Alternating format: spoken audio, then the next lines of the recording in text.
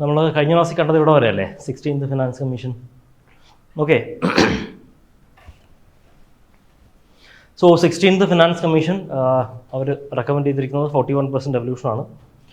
And okay, ഈ number ഓർത്തിരിക്കുക. കഴിഞ്ഞ വർഷം 15th ഫിനാൻസ് കമ്മീഷൻ അത് തന്നെയായിരുന്നു. പിന്നെ നമുക്ക് 16th ഫിനാൻസ് കമ്മീഷൻ റിപ്പോർട്ടിൽ പ്രധാനമായിട്ടും വന്ന മാറ്റങ്ങൾ ശ്രദ്ധിക്കണം. Okay, from 15th finance commission മെയിനായിട്ടും ഇൻകം ഡിസ്റ്റൻസ്, അതായത് finance commission devolution, tax devolution കൊടുക്കുന്നതിന് അവർക്കൊരു ക്രൈറ്റീരിയ ഉണ്ട് അല്ലേ. ഇത്രയുമാണ് ക്രൈറ്റീരിയ ഉള്ളത്, എല്ലാ സ്റ്റേറ്റ്സിനും ഒരുപോലെ കിട്ടില്ല. അപ്പോൾ ഈ ക്രൈറ്റീരിയയിൽ വന്ന മാറ്റങ്ങൾ ശ്രദ്ധിക്കണം. ഓക്കെ, ഇതുകൊണ്ട് ഇൻകം ഡിസ്റ്റൻസ് 45 എന്നുള്ളത് 42.5 ആയിട്ട് കുറഞ്ഞു. എന്തുവാ ഇൻകം ഡിസ്റ്റൻസ്? ഇൻകം ഡിസ്റ്റൻസ് എന്ന് പറഞ്ഞാൽ എന്താ, അതെങ്ങനെയാണ് എസ്റ്റിമേറ്റ് ചെയ്യുന്നത്? ഏതാ? അല്ല, ഇൻകം ഡിസ്റ്റൻസ് എന്ന് പറഞ്ഞു കഴിഞ്ഞാൽ സ്റ്റേറ്റ് ഡൊമസ്റ്റിക് GDP തന്നെ, GSDP. അപ്പോൾ ഈ GSDPയിൽ ഇൻകം ഡിസ്റ്റൻസ് എസ്റ്റിമേറ്റ് ചെയ്യുന്നത് അവർ ഏറ്റവും ടോപ്പ് സ്റ്റേറ്റ്സിനെ എടുക്കും. ഏറ്റവും റിച്ചസ്റ്റ് ആയിട്ടുള്ള മഹാരാഷ്ട്ര, കർണാടക, ഹരിയാന പോലെയുള്ള സ്റ്റേറ്റ്സിനെ എടുക്കും. എന്നിട്ട് ഈ സ്റ്റേറ്റ്സിൻ്റെ എല്ലാം 3 ഇയർ ആവറേജ് GSDP എടുക്കും, സ്റ്റേറ്റിന് GSDP എടുക്കും. അത് വെച്ചിട്ട് ഏറ്റവും പോറസ്റ്റ് ആയിട്ടുള്ള സ്റ്റേറ്റ്സിനെ എടുക്കും, ബീഹാർ പോലുള്ള സ്റ്റേറ്റ്സിനെ എടുക്കും. അവരുടെയും ലാസ്റ്റ് 3 ഇയേഴ്സ് മുമ്പുള്ള GSDPയുടെ ആവറേജ് എടുക്കും. അപ്പോൾ ഒരു ടോപ്പ് സ്റ്റേറ്റ് കിട്ടും. മോസ്റ്റ് ഓഫ് മഹാരാഷ്ട്ര പോലെ എന്തെങ്കിലും ആയിരിക്കും, ഒരു ടോപ്പ് സ്റ്റേറ്റ് കിട്ടും. അപ്പം ആ സ്റ്റേറ്റിനെ വെച്ചിട്ട് ഏറ്റവും ബോട്ടം നിൽക്കുന്ന സ്റ്റേറ്റുമായിട്ട് കമ്പയർ ചെയ്യും. അതായത് ടോപ്പ് സ്റ്റേറ്റ് നിൽക്കുന്ന ആവറേജ് GSDP, അതിൽ നിന്ന് ബോട്ടം നിൽക്കുന്ന സ്റ്റേറ്റിൻ്റെ GSDP സബ്സ്ട്രാക്ട് ചെയ്യും. അതൊന്നും അറിയണ്ട, ഞാൻ ജസ്റ്റ് എന്താണ് ഇൻകം ഡിസ്റ്റൻസ് എന്ന് പറഞ്ഞു തന്നേ ഉള്ളൂ. ആ സ്റ്റേറ്റ്സ് തമ്മിലുള്ള കമ്പാരിസൺ ആണ്. അപ്പോൾ അതിൻ്റെ വാല്യൂ കുറഞ്ഞിട്ടുണ്ട്. ഓക്കെ, പിന്നെ പോപ്പുലേഷൻ 2011 സെൻസസ് അനുസരിച്ചുള്ള പോപ്പുലേഷനാണ്. അതിൻ്റെ വെയിറ്റേജ് കൂടിയിട്ടുണ്ട്. പോപ്പുലേഷൻ കൂടിയ സ്റ്റേറ്റിന് കൂടുതൽ ഡെവല്യൂഷൻസ് കിട്ടും. ഡെമോഗ്രാഫിക് പെർഫോമൻസ് എന്ന് പറഞ്ഞാൽ എന്താ? പോപ്പുലേഷൻ കൺട്രോൾ, ഫെർട്ടിലിറ്റി റേറ്റ് കുറയ്ക്കുക. അപ്പോൾ അതിന് 10% ആക്കി കുറച്ചിട്ടുണ്ട്. ഏരിയ, സ്റ്റേറ്റിൻ്റെ ഏരിയ കൂടുതലുള്ള ഏരിയയ്ക്ക് കൂടുതൽ കിട്ടും. പിന്നെ ഫോറസ്റ്റിനകത്തൊരു ചെറിയ മാറ്റം വന്നിട്ടുണ്ട്. അതിൻ്റെ വെയിറ്റേജ് സെയിം തന്നെയാണ് കൊടുത്തിരിക്കുന്നത്. പക്ഷേ ഫോറസ്റ്റിനകത്ത് വന്നിരിക്കുന്ന ഒരു മാറ്റം 15th ഫിനാൻസ് കമ്മീഷൻ ചെയ്തുകൊണ്ടിരുന്നത് ഡെമോഗ്രാഫിക് പെർഫോമൻസ് അല്ല. ഡെമോഗ്രാഫിക് പെർഫോമൻസ് പോപ്പുലേഷനെ കൺട്രോൾ ചെയ്യുക. അപ്പം കേരളം എടുത്തു കഴിഞ്ഞാൽ കേരളത്തിന് TFR കുറവാണ്. So they are doing better in that. So അവർക്ക് അതിനുള്ള അത് എൻ്റർടൈൻ ചെയ്യണം. കാരണം we are an over populated country, we are the world's largest populated country. അല്ലല്ല, ഫോറസ്റ്റിൽ വന്നൊരു മാറ്റം എന്ന് പറയുന്നത് 15th ഫിനാൻസ് കമ്മീഷൻ ചെയ്തത് അവർ ഫോറസ്റ്റ് ഡെൻസിറ്റി, അതായത് ഹൈ ഡെൻസ് ഫോറസ്റ്റ്, അതായത് ഫോറസ്റ്റിന് ഡെൻസിറ്റി ഉണ്ട്, 70% 60% എന്നൊക്കെ പറഞ്ഞൊരു ഡെൻസിറ്റി ഉണ്ട്. സാറ്റലൈറ്റ് ഇമേജ് ഒക്കെ വെച്ചെടുക്കുന്ന ഒരു വെജിറ്റേഷൻ ഇൻഡെക്സ് എന്നൊക്കെ പറഞ്ഞ് വെച്ചെടുക്കുന്ന ഒരു ഡെൻസിറ്റിയാണ്. അപ്പോൾ ആ ഡെൻസിറ്റിയിൽ 15th finance commission open forest consider ചെയ്തിട്ടില്ല. ഓക്കെ, ഓപ്പൺ ഫോറസ്റ്റ് അതായത് 10 to 30% ഡെൻസിറ്റി ഉള്ള സാധാരണ നമ്മുടെ നാട്ടിലൊക്കെയുള്ള ഓപ്പൺ ഫോറസ്റ്റ്, ഡെൻസിറ്റി കുറവായ ഫോറസ്റ്റ്, അത് കൺസിഡർ ചെയ്തിട്ടില്ല. 16th ഫിനാൻസ് കമ്മീഷൻ എന്ത് ചെയ്തു? അതും കൂടെ കൺസിഡർ ചെയ്തു. ഓക്കെ, അപ്പോൾ ടോട്ടൽ ഫോറസ്റ്റ് കവർ ഏരിയയിൽ അതും കൂടെ വരും. പിന്നെ വരുന്ന tax and fiscal efforts, tax കളക്ഷന് വേണ്ടിയിട്ടുള്ള എഫേർട്ട് കാര്യങ്ങളൊക്കെ കൂടുതൽ കൊടുക്കുന്നെങ്കിൽ അവർക്കൊരു ഇൻസെൻറ്റീവായിട്ട് കൂടുതൽ ഡെവല്യൂഷൻ കൊടുക്കും. പിന്നെ ലാസ്റ്റ് വന്നിരിക്കുന്നതാണ് പ്രധാന മാറ്റം, അതായത് കോൺട്രിബ്യൂഷൻ ടു GDP എന്ന് പറയുന്ന ഒരു ഇത് വന്നിട്ടുണ്ട്.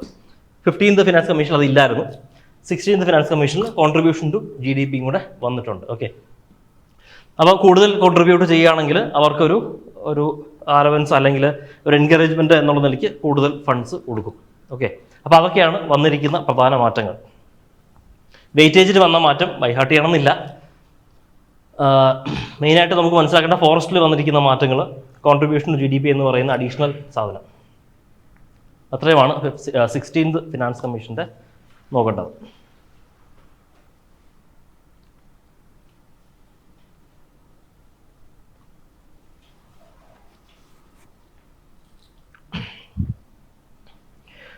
അടുത്തത് നമ്മുടെ ഫിസിക്കൽ കൺസോളിഡേഷൻ സ്ട്രാറ്റജീസ് ആണ്.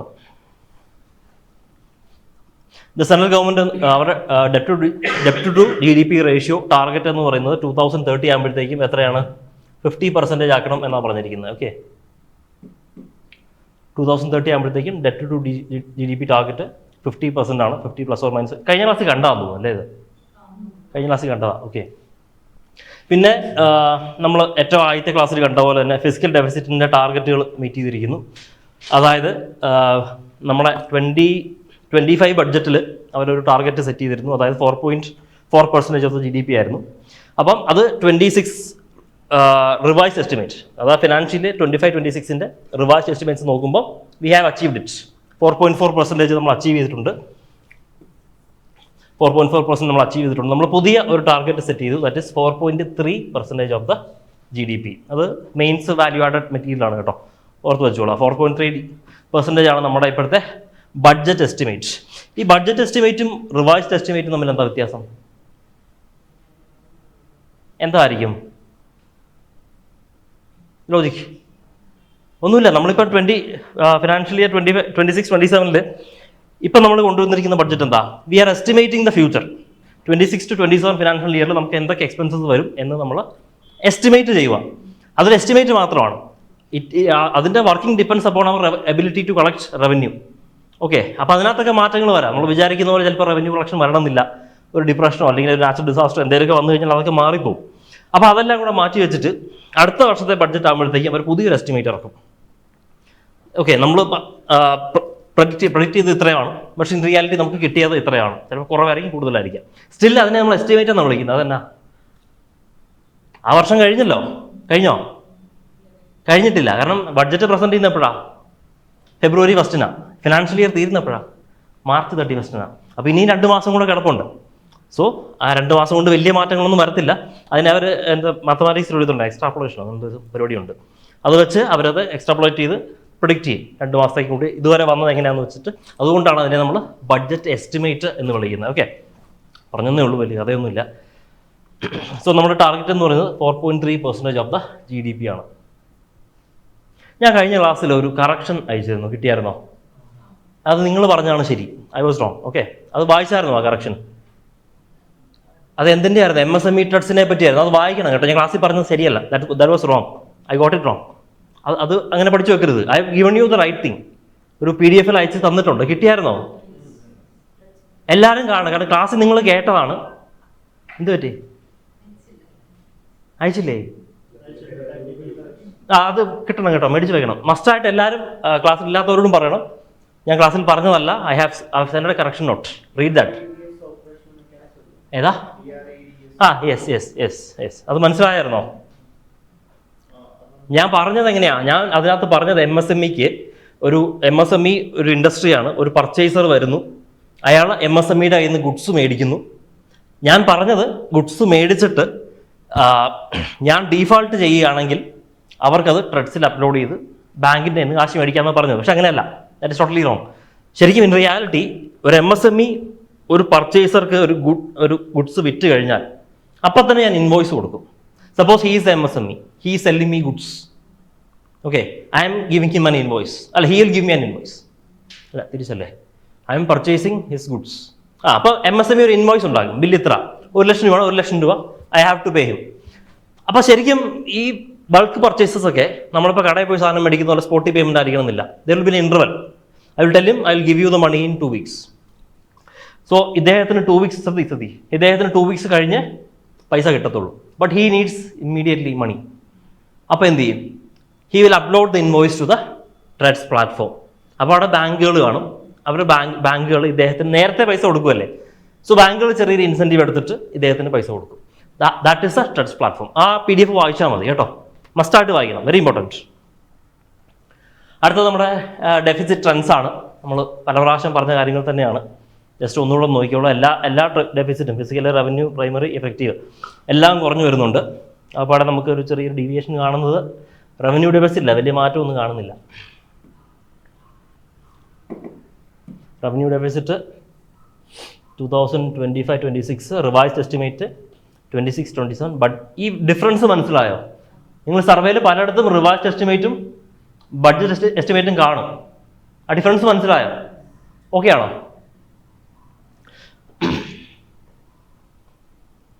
ഓക്കെ, ട്രെൻഡ്സ് ആണ്, ഒന്ന് മനസ്സിൽ വെച്ചോളൂ. ഓക്കെ, നെക്സ്റ്റ് വൺ നമ്മൾ കഴിഞ്ഞ ക്ലാസ്സിൽ പറഞ്ഞു പോയ കാര്യം തന്നെയാണ്. റുപ്പിയുടെ ഏറ്റവും വലിയ സോഴ്സ് എന്താ? ഏറ്റവും വലിയ സോഴ്സ് ഇപ്പോൾ ഇൻകം ടാക്സ് ആണ്. ഓക്കെ, അത് പ്രത്യേകം നോട്ട് ചെയ്യണം. എന്തൊറ്റി? Borrowings and other liabilities.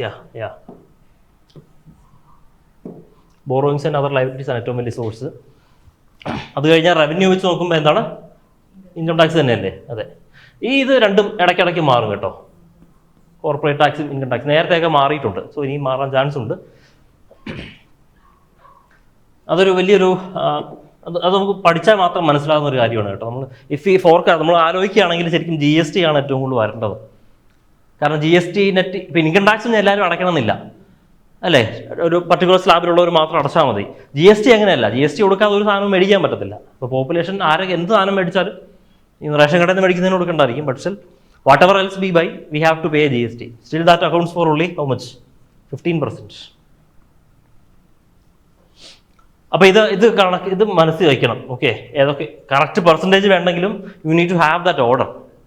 ഏറ്റവും കൂടുതൽ ഏതാണ്, ഏറ്റവും കുറവാണെന്ന്. ഓക്കെ, അതുപോലെ റുപ്പി ഗോസ് ടു നമ്മുടെ എക്സ്പെൻഡിച്ചേഴ്സ്. ഏറ്റവും വലിയ എക്സ്പെൻഡിച്ചർ എന്താ? State share of taxes. Finance commission പറയുന്ന അനുസരിച്ചുള്ള സ്റ്റേറ്റ് ഷെയർ ഓഫ് ടാക്സ് എത്ര പെർസെൻറ്റേജാണ് പോകുന്നത്? ടോട്ടൽ റുപ്പിയുടെ. ഓക്കെ, ടോട്ടൽ റുപ്പി എന്ന് പറഞ്ഞാൽ എല്ലാ income, every income it will count for the government. Second ആരാ? Interest payments. സോ ഇവിടെയാണ് നമ്മുടെ പ്രൈമറി ഡെഫിസിറ്റിൻ്റെ ഒക്കെ പ്രസക്തി വരുന്നത്. ഓക്കെ, പ്രൈമറി ഡെഫിസിറ്റ് കുറയ്ക്കേണ്ട സാഹചര്യമൊക്കെ വരുന്നത്. പിന്നെ ആരാ പോകുന്നത്? Central sector schemes.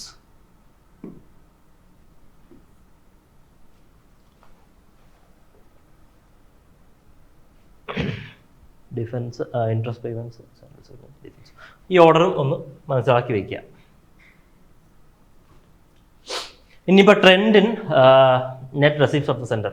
ഇവിടെ നിങ്ങൾ ശ്രദ്ധിക്കേണ്ട ഒരു കാര്യം, ഈ ഗ്രാഫ് കാണിച്ചിരിക്കുന്നത് ഒന്ന് സെൻറ്ററിൻ്റെ ടാക്സ് റവന്യൂ ആണ്. ഓക്കെ, ഏറ്റവും വലിയ ബാറുകൾ tax revenue as always increasing. Non tax revenue is also increasing. അതായത് ഡിവിഡൻസ്, ഷെയർ, പ്രോഫിറ്റ്സ് കാര്യങ്ങളൊക്കെ ഇൻക്രീസ് ചെയ്യുന്നുണ്ട്. Now there is another thing, non ഡെപ്റ്റ് ക്യാപിറ്റൽ റെസിപ്റ്റ്സ്. എങ്ങനെയാണ് നോൺ ഡെപ്റ്റ് ക്യാപിറ്റൽ റെസിപ്റ്റ് ഉണ്ടാകുക? ഒരു എക്സാമ്പിൾ വേണം, ഡെപ്റ്റ് അല്ലാത്ത ഒരു ക്യാപിറ്റൽ റെസിപ്റ്റ്. ഡെപ്റ്റ് അല്ലാത്ത ഒരു ക്യാപിറ്റൽ റെസിപ്റ്റ് ആലോചിക്കേണ്ട ഒരു ആവശ്യമില്ല. ഗ്രാൻഡ് ക്യാപിറ്റൽ റെസിപ്റ്റ് ആണോ? ഏതാ? Disinvestment. That is A capital receipt. Disinvestment capital receipt ആണ്. പിന്നെ വേറെന്തായിരിക്കും? Recovery of loans. നമ്മൾ കൊടുത്ത ലോൺ തിരിച്ചു മേടിക്കുക. Disinvestment, selling of assets. അപ്പോൾ നമ്മളിവിടെ കാണേണ്ട ഒരു അനോമലി യൂസ് 25-26 റിവൈസ്ഡ് എസ്റ്റിമേറ്റ്സ്, അതായത് ഫൈനൽ എസ്റ്റിമേറ്റ്സ് പ്രകാരം ഏകദേശം എത്രയാണ്? ജസ്റ്റ് അബൌവ് 15 lakh crore ആണ് നമ്മുടെ നോൺ ഡെപ്റ്റ് ക്യാപിറ്റൽ റെസിപ്റ്റ്. 27 ബഡ്ജറ്റ് എസ്റ്റിമേറ്റ് കണ്ടോ? There is a sharp increase. എന്തോ കാര്യമായിട്ട് എടുത്ത് വിൽക്കാൻ വെച്ചിട്ടുണ്ട്. ഇത്രയും ഷാർപ്പ് ഇൻക്രീസ് ആണ്. നോക്കിയാൽ 28 lakh crore പോകുന്നത്. ഇതുവരെ അത്രയും വലിയൊരു ഇൻക്രീസ് നമ്മൾ കണ്ടിട്ടില്ല. So centre has seen something big is coming. അത് ഏതെങ്കിലും ഒരു ബാങ്ക് എടുത്ത് വിൽക്കാനുള്ള സാധ്യതയൊക്കെ കാണുന്നുണ്ട്. We don't know what it is, but still keep in mind കേട്ടോ. വലിയൊരു ക്യാപിറ്റൽ നോൺ ഡെപ്റ്റ് വരുന്നുണ്ട്. We don't know what it is. Keep your eyes and ears open. വാർത്ത ചെയ്ത് വരും. Will see what it is. അല്ല, വലിയ ജമ്പ, അതായത് 15 നിന്ന് നേരെ 28 ജമ്പ പ്രൊഡിക്റ്റ് ചെയ്തിരിക്കുന്നത്. Something big they are going to sell. അല്ലാതെ വേറെ പെട്ടെന്ന് ലോണൊന്നും ആരും അടച്ചു തീർക്കാനൊന്നും പോകുന്നില്ല സെൻറ്ററിൻ്റെ.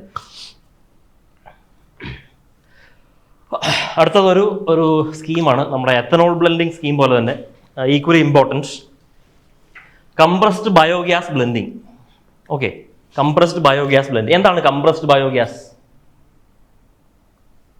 നമ്മുടെ സാധാരണ ബയോഗ്യാസ് ഇല്ലേ, മെത്തൈൻ ഇല്ലേ, നമ്മുടെ വീട്ടിലൊക്കെ ഉണ്ടാക്കുന്ന ബയോഗ്യാസിൻ്റെ മെയിൻ കമ്പോണൻറ്റ് എന്താ? മെത്തൈൻ. അപ്പോൾ ആ കംപ്രസ്ഡ് മെത്തൈൻ എന്ത് ചെയ്യണം? അതിലൊരു ബ്ലെൻഡിങ് ഒബ്ലിഗേഷൻ കൊണ്ടുവന്നിട്ടുണ്ട്, നോട്ടിഫൈഡ് ബൈ ദ ഗവൺമെൻറ്. അതായത് കംപ്രസ്ഡ് നാച്ചുറൽ ഗ്യാസും പൈപ്ഡ് നാച്ചുറൽ ഗ്യാസും. ഓക്കെ, കംപ്രസ്ഡ് നാച്ചുറൽ ഗ്യാസും പൈപ്ഡ് നാച്ചുറൽ ഗ്യാസ്. അപ്പോൾ അതിലേക്ക് ബയോഗ്യാസ് ബ്ലെൻഡ് ചെയ്യണം. ഓക്കെ, നാച്ചുറൽ ഗ്യാസിലേക്ക് നമ്മൾ ഉൽപ്പാദിപ്പിക്കുന്ന ബയോഗ്യാസ് ബ്ലെൻഡ് ചെയ്യണം. അപ്പോൾ അതിനൊരു ടാർഗറ്റ് പറഞ്ഞിട്ടുണ്ട്. നമ്മൾ നേരത്തെ എത്തനോൾ ബ്ലെൻഡിങ്, പെട്രോൾ ഡീസലിലേക്ക് എത്തനോൾ ബ്ലെൻഡിങ് വെച്ച പോലെ തന്നെ ഈ പൈപ്ഡ് നാച്ചുറൽ ഗ്യാസിൻ്റെ പ്രത്യേകത എന്താ? CNG ഓക്കെ, നമ്മുടെ കാറിലൊക്കെ വലിയ കുറ്റിയിൽ നിറച്ചു കൊണ്ട് വയ്ക്കത്തില്ലേ? ഈ പൈപ്ഡ് ഗ്യാസ് നാച്ചുറൽ ഗ്യാസ് ആണ് സിറ്റി ഗ്യാസ് ഡിസ്ട്രിബ്യൂഷനൊക്കെ ഉപയോഗിക്കുന്നത്.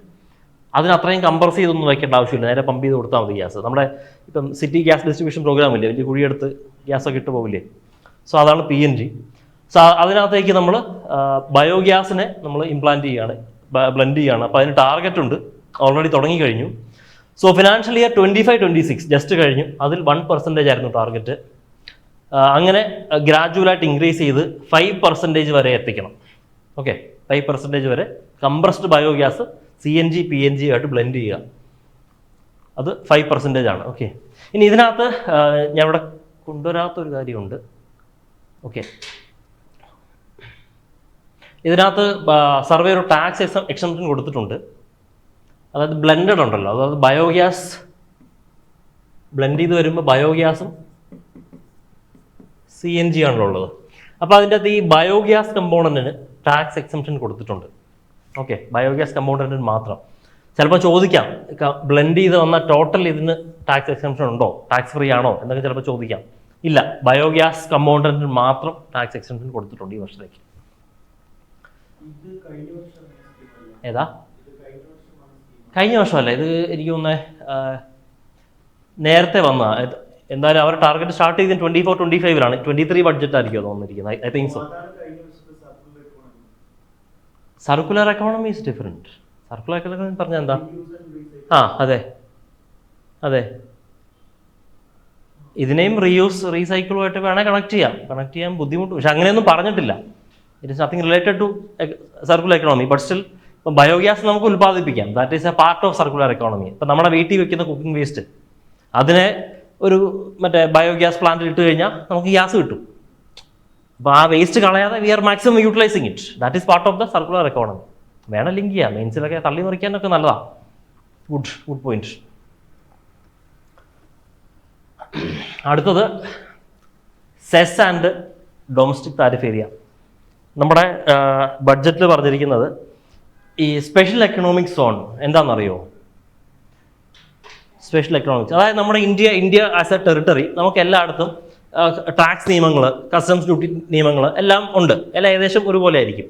പക്ഷേ in order to attract foreign investment and boost manufacturing, ചില ഏരിയാസിനെ നമ്മൾ സ്പെഷ്യൽ എക്കണോമിക് സോൺ ആയിട്ട് നമ്മൾ മാറ്റിയിട്ടുണ്ട്. ഓക്കെ, ഇവിടെ തന്നെ ഉണ്ട് നമ്മുടെ ടെക്നോ പാർക്ക്.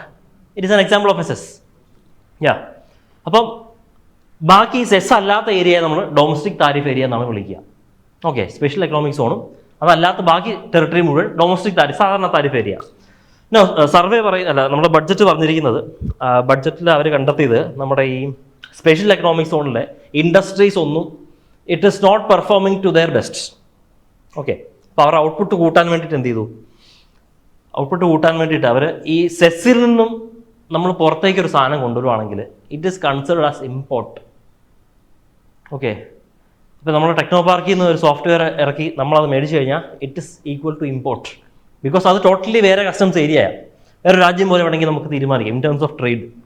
അപ്പോൾ അവിടെ നിന്ന് വരുന്ന സാധനങ്ങൾക്ക് customs duty, cess, integrated GST ഇതെല്ലാം ഉണ്ട്. കസ്റ്റംസ് ഡ്യൂട്ടി, GST, സെസ് എല്ലാം ഉണ്ട്. സോ അതിന് വേണ്ടിയിട്ട് ഈ ഡ്യൂട്ടികളെല്ലാം ഒഴിവാക്കി കൊടുത്തിട്ടുണ്ട്. എലിജിബിൾ ചില സാധനങ്ങൾക്ക് മാത്രം. ഓക്കെ, അപ്പോൾ അങ്ങനെ ഒഴിവാക്കി കൊടുത്തിട്ടുള്ളത്, അത് ഏതാണെന്ന് അറിയേണ്ട ആവശ്യമില്ല. Just keep in mind that SEZ is a different trade territory. Okay, അവിടെ വരുന്ന സാധനത്തിന് ഇമ്പോർട്ടായിട്ടാണ് കണക്കാക്കുക. Why integrated GST? എന്താണ് ഇൻ്റഗ്രേറ്റഡ് GST? മനസ്സിലായോ? സെസ്സിൻ്റെ കൺസെപ്റ്റ് മനസ്സിലായോ? സെസ് ഡൊമസ്റ്റിക് താരിഫ് ഏരിയ, സെസ്സിൽ നിന്ന് ഡൊമസ്റ്റിക് താരിഫ് ഏരിയയിലോട്ട് ഞാൻ ഇമ്പോർട്ട് ചെയ്യുന്നു. ഓക്കെ, അപ്പം ഡ്യൂട്ടി എല്ലാം വരുന്നു, അത് കുറച്ച് കൊടുത്തിട്ടുണ്ട്. വേണ്ട, അത് നമ്മുടെ തന്നെ ടെറിട്ടറി അല്ലേ, അഡ്മിനിസ്ട്രേഷൻ എല്ലാം സെയിം തന്നെ. എന്തോ ഇല്ല, that is a different country. അവരുടെ അഡ്മിനിസ്ട്രേഷൻ എല്ലാം വേറെ. സെസ് നമ്മുടെ രാജ്യത്തെ നമ്മൾ തന്നെ ഒരു ഏരിയ വെച്ചിട്ടുള്ളൂ. അത് നമുക്ക് നമ്മളോട് തന്നെ എഗ്രിമെന്റ് സൈൻ ചെയ്യേണ്ട ആവശ്യമില്ലല്ലോ. ഉണ്ട്, പിന്നെ ടാക്സ് എക്സംപ്ഷൻ ഉണ്ട്. ഫുള്ളി അല്ല, ഇറ്റ് ഡിപ്പെൻസ്. പല ഇപ്പം നമ്മുടെ നാട്ടിൽ കൊടുക്കാൻ പറ്റാത്ത പല എക്സംപ്ഷൻസ് അവിടെ കൊടുക്കാം. അല്ല, ഫോറിൻ കമ്പനീസിനെ അവിടെ സ്റ്റാർട്ട് ചെയ്യാം. പിന്നെ ഇപ്പം നമ്മുടെ IT ഫേംസ്, എന്തോരം IT ഫേംസ് ഇവിടെ വന്ന് സ്റ്റാർട്ട് ചെയ്യുന്നുണ്ട്. അലയൻസ്, എന്തോരം IT ഫേംസ് ഉണ്ട്, എല്ലാവർക്കും വന്ന് സ്റ്റാർട്ട് ചെയ്യാം. അപ്പോൾ അവർക്ക് സ്റ്റാർട്ട് ചെയ്യുമ്പോൾ നമ്മളെ പുറത്ത് സ്റ്റാർട്ട് ചെയ്യുന്നതിനേക്കാൾ ഒരു ടാക്സ് എക്സംപ്ഷൻ ഒക്കെ കൊടുക്കും. That is the importance of cess. പക്ഷെ അത് എല്ലാവർക്കും കൊടുക്കാൻ പറ്റത്തില്ല. അപ്പോൾ അത് ബാക്കി കോമ്പറ്റീഷനൊക്കെ ബാധിക്കും. അതുകൊണ്ട് കുറച്ച് ഏരിയയിൽ മാത്രം നിർത്തി അവിടെ തുടങ്ങുന്നതിന് മാത്രമാണ് ഇത് കൊടുക്കുന്നത്. It is a demarcated territory different from other territory in terms of trade only, customs duty കാര്യങ്ങളൊക്കെ. അപ്പോൾ ഇൻ്റഗ്രേറ്റഡ് ജി എസ് ടി എന്ന് പറഞ്ഞാൽ എന്താ? നമുക്ക് പ്രധാനമായിട്ടുള്ള ജി എസ് ടി ഏതൊക്കെയാണ്? State G S T, central G S T. Now integrated G S T വരുന്ന എപ്പോഴാണ്? Interstate transactions. ഇപ്പോൾ കർണാടകത്തിൽ ഒരു സാധനം ഉൽപ്പാദിപ്പിച്ച് കേരളത്തിൽ അത് കൺസ്യൂം ചെയ്യുകയാണെങ്കിൽ എവിടെയാണ് ടാക്സ് അടയ്ക്കേണ്ടത്? ടാക്സ് അടയ്ക്കേണ്ടത് എവിടെയാണ്? Where is tax levied? No, central government levies a tax. Central government ആണ് ലെവി ചെയ്ത് കളക്ട് ചെയ്യുന്നത്. And it will distribute. ആർക്ക് കൊടുക്കും? ഇല്ല, 2 സ്റ്റേറ്റ്സിനും കൊടുക്കില്ല. G S T is a consumption based tax, destination based tax. അപ്പം എവിടെ കൺസംഷൻ നടക്കുന്നോ അങ്ങോട്ടാണ് G S T central government കൊടുക്കുക. ഓക്കെ, അതാണ് integrated G S T. Now it is applicable to imports also. Interstate trade മാത്രമല്ല, integrated G S T is applicable to import also. Okay, ഞാൻ ഈ topic പറഞ്ഞപ്പോൾ ഓർത്താണ്, പറഞ്ഞതേ ഉള്ളൂ. അപ്പോൾ ഒരു സാധനം ഇമ്പോർട്ട് ചെയ്ത് കഴിഞ്ഞാൽ it will be tax under integrated G S T. അപ്പോൾ cess D T A clear ആയില്ലേ?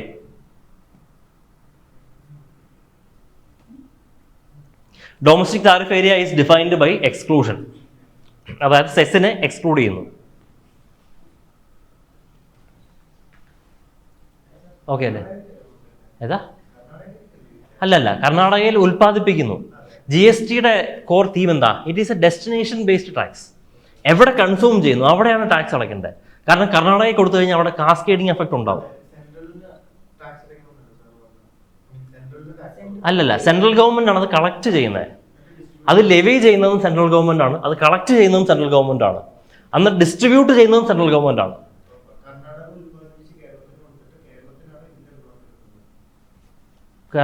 കേരളത്തിനാണ് അതിന്റെ ടാക്സ് കിട്ടുക. That's right. ഗുണം എന്ന് പറയാൻ പറ്റുമോ? ടാക്സ് റവന്യൂ കിട്ടുന്നത് കേരളത്തിനാണ്. അവർക്ക് കിട്ടും. അവരപ്പം അതാണ് കാസ്കേഡിങ് എഫക്ട് ഒഴിവാക്കേണ്ടത്. കാരണം ഒരാളൊരു സാധനം പ്രൊഡ്യൂസ് ചെയ്യുമ്പോൾ ഓൾറെഡി റോ മെറ്റീരിയൽസ് എല്ലാം മേടിച്ച് കഴിഞ്ഞു, അതിന്റെ ടാക്സ് അവരടച്ചു, പിന്നെയും ജി എസ് ടി അടയ്ക്കണം എന്ന് പറഞ്ഞാൽ ദാറ്റ് ഇസ് ഡബിൾ ടാക്സേഷൻ. അത് നമുക്ക് അവോയ്ഡ് ചെയ്യണം. അപ്പം അതുകൊണ്ടാണ് ഇതിനെ ഡെസ്റ്റിനേഷൻ ബേസ്ഡ് ടാക്സ് ആക്കി വെച്ചിരിക്കുന്നത്. As per Cess Act, DTA covers entire territory of India, domestic tariff area. Areas notified as Cess is explicitly excluded from DTA. അപ്പോൾ ആ ഡി ടി എയും സെസ്സും തമ്മിലുള്ള ഡിഫറൻസ് മനസ്സിലാക്കുക. ഓക്കെ, അടുത്തത് അട്രാക്റ്റിംഗ് ഫോറിൻ ഇൻവെസ്റ്റ്മെന്റ്. ഇത് നമ്മുടെ എക്കണോമിക് സർവേയിൽ പറഞ്ഞിരിക്കുന്ന ഒരു കാര്യമാണ്. അല്ല, ബഡ്ജറ്റിൽ പറഞ്ഞിരിക്കുന്ന കാര്യം. സംഭവം ഇത് കണ്ടോ, ഈ ഗ്രാഫ് കാണിക്കുന്നത് ഡേറ്റാ സെൻറ്റേഴ്സിൻ്റെ ഡിസ്ട്രിബ്യൂഷനാണ് ഗ്ലോബലി. ഓക്കെ, ഡേറ്റാ സെൻറ്റേഴ്സ് എന്ന് പറഞ്ഞു കഴിഞ്ഞാൽ ഇപ്പം ഫോർ എക്സാമ്പിൾ നമ്മൾ ചാറ്റ് ജി പി ടിയിൽ ഒരു കാര്യം ടൈപ്പ് ചെയ്ത് കൊടുക്കുന്നു. ഈ ടൈപ്പ് ചെയ്ത ഇൻഫർമേഷൻ പ്രോസസ്സ് ചെയ്യുന്ന വേറൊരു സ്ഥലമുണ്ട്. അവിടെയാണ് ഇവർക്ക് വേണ്ട ഇൻഫർമേഷൻ എല്ലാം കൊടുത്തിരിക്കുന്നത്. That is known as A data centre.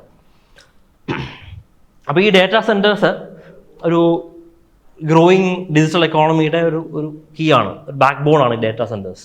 അപ്പോൾ ഈ ഗ്രാഫ് കണ്ടാൽ മനസ്സിലാവും, majority are concentrated in high income developed countries. 73% data സെൻറ്റേഴ്സും പോയിരിക്കുന്നത് ഡെവലപ്ഡ് കൺട്രീസാണ്. അമേരിക്ക ഏറ്റവും കൂടുതൽ അമേരിക്കയിലാണ്. ഓക്കെ, കാരണം അവിടെയാണ് എല്ലാ സ്റ്റാർട്ടപ്സും വരുന്നത്, എല്ലാ ഐ ടി ബന്ധമായ തുടക്കങ്ങളെല്ലാം അവിടെ തന്നെയാണ്. ഓക്കെ, അപ്പോൾ ഇന്ത്യയിൽ 3% ഉള്ളൂ. അപ്പം ഇന്ത്യ ഗവൺമെൻറ് എന്ത് ചെയ്തു? നമുക്ക് ഈ ഡേറ്റാ സെൻറ്റേഴ്സിനെ അട്രാക്ട് ചെയ്യണം. അപ്പോൾ ചുമ്മാ വിളിച്ചു കഴിഞ്ഞാൽ ആരും വരത്തില്ല. So we have given them, അതായത് ഇന്ത്യയിൽ ഡേറ്റാ സെൻറ്റർ ശ്രദ്ധിച്ചേക്കുക, ഇന്ത്യയിൽ ഡേറ്റാ സെൻറ്റർ എസ്റ്റാബ്ലിഷ് ചെയ്ത് ഫോറിൻ കസ്റ്റമേഴ്സിന് ഡേറ്റ സർവീസസ് കൊടുക്കുവാണെങ്കിൽ 2047 വരെ ടാക്സ് ഇല്ല, ടാക്സ് ഹോളിഡേ കൊടുത്തിരിക്കുക. Okay, listen to that carefully. ഒരു ഫോറിൻ കമ്പനി വന്ന് ഇന്ത്യയിൽ ഡേറ്റാ സെൻറ്റർ തുടങ്ങണം, അവർ ഫോറിൻ കസ്റ്റമേഴ്സിന് സർവീസസ് കൊടുക്കണം, അതിന് ടാക്സ് ഇല്ല. നോ, ഇന്ത്യയിൽ വന്ന് ചുമ്മാ ഡേറ്റാ സെൻറ്റർ തുടങ്ങാൻ പറ്റില്ല, വേറൊരു ഇന്ത്യൻ കമ്പനിയുമായിട്ട് കൊളാബറേറ്റ് ചെയ്ത് എന്തും ചെയ്യാൻ പറ്റുള്ളൂ. ഇപ്പോൾ ഫോർ എക്സാമ്പിൾ ഇപ്പോൾ ഹാർലി ഡേവിഡ്സൺ വന്നു, അവർ ഹീറോ ഹോണ്ട ആയിട്ട് കൊളാബറേറ്റ് ചെയ്തിട്ടാണ് ഇപ്പോൾ ബൈക്ക് ഇറക്കുന്നത്. ഏതാ? They have to. ഇപ്പം സ്പേസ് എക്സിൻ്റെ മറ്റേ Starlink satellite based internet, അത് എനിക്കൊന്ന് റിലയൻസ് ആണോ സംതിങ് എയർടെൽ അങ്ങനെ എന്തൊരു കമ്പനിയുമായിട്ടാണ് ജോയിൻ ചെയ്തിരിക്കുന്നത്. I think it's Airtel, not sure, check with that. എന്തായാലും ഒരു ഇന്ത്യൻ കമ്പനിയുമായിട്ട് ലിങ്ക് ചെയ്തിട്ടാണ് അവർക്ക് ഇവിടെ തുടങ്ങാൻ പറ്റുക. അപ്പോൾ ഫോറിൻ ഡാറ്റാ സെൻറ്റേഴ്സ് വരുന്നു, അവർ ഇന്ത്യൻ കമ്പനിയുമായിട്ട് ലിങ്ക് ചെയ്യുന്നു, ഡാറ്റാ സെൻറ്റേഴ്സ് കൊടുക്കുന്നു. അപ്പോൾ അവർക്ക് ഫോറിൻ കസ്റ്റമേഴ്സിന് സർവീസ് കൊടുക്കുകയാണെങ്കിൽ ടാക്സ് ഇല്ല, ഇന്ത്യൻ കസ്റ്റമേഴ്സിന് സർവീസ് കൊടുക്കുകയാണെങ്കിൽ ടാക്സ് ഉണ്ട്. ടാക്സ് ഹോളിഡേ കൊടുത്തിട്ടുണ്ട് 2014 വരെ. ആർക്കാ? ഇഫ് അവർ customer base is abroad. Okay, മനസ്സിലായോ? Tax holiday for eligible foreign cloud service providers. Cloud service എന്ന് പറഞ്ഞാൽ ഇവിടെ ഡാറ്റാ സെൻറ്റർ വെച്ചിട്ട്, അതാണ് നമ്മളിപ്പം ക്ലൗഡ് ഡാറ്റ സ്റ്റോറേജ് എന്നൊക്കെ പറയത്തില്ലേ, നമ്മുടെ ഫോണിലെ ഡാറ്റ ക്ലൗഡിലേക്ക് അപ്ലോഡ് ചെയ്തു എന്ന് പറഞ്ഞാൽ that can be anywhere in the world. അത് നമുക്ക് ഡയറക്റ്റ്ലി നമ്മുടെ ഫോണിൽ തന്നെ വിട്ടുന്ന ആക്സസ് ചെയ്യാം. It must use India based data centre infrastructure, അതായത് ഇന്ത്യയിൽ ഡാറ്റാ സെൻറ്റർ എസ്റ്റാബ്ലിഷ് ചെയ്യണം. And global cloud services provided by foreign companies. Tax exemption പറ്റി പറഞ്ഞിട്ടില്ലേ? ടാക്സ് ഹോളിഡേ ടു 2047 ഞാൻ പറഞ്ഞിട്ടുണ്ട്. Incentive link to location of data. Okay, location of data centres ആണ് കേട്ടോ, not customer geography. Not customer geography എന്ന് പറയാൻ കാര്യം ഞാൻ പറഞ്ഞു, ഇന്ത്യൻ കസ്റ്റമേഴ്സ് ആണെങ്കിൽ ടാക്സ് അടയ്ക്കണം, ഇന്ത്യയിൽ തന്നെ കൊടുക്കാനാണെങ്കിൽ ടാക്സ് അടയ്ക്കണം. Services provided to Indian domestic users are not exempt from tax.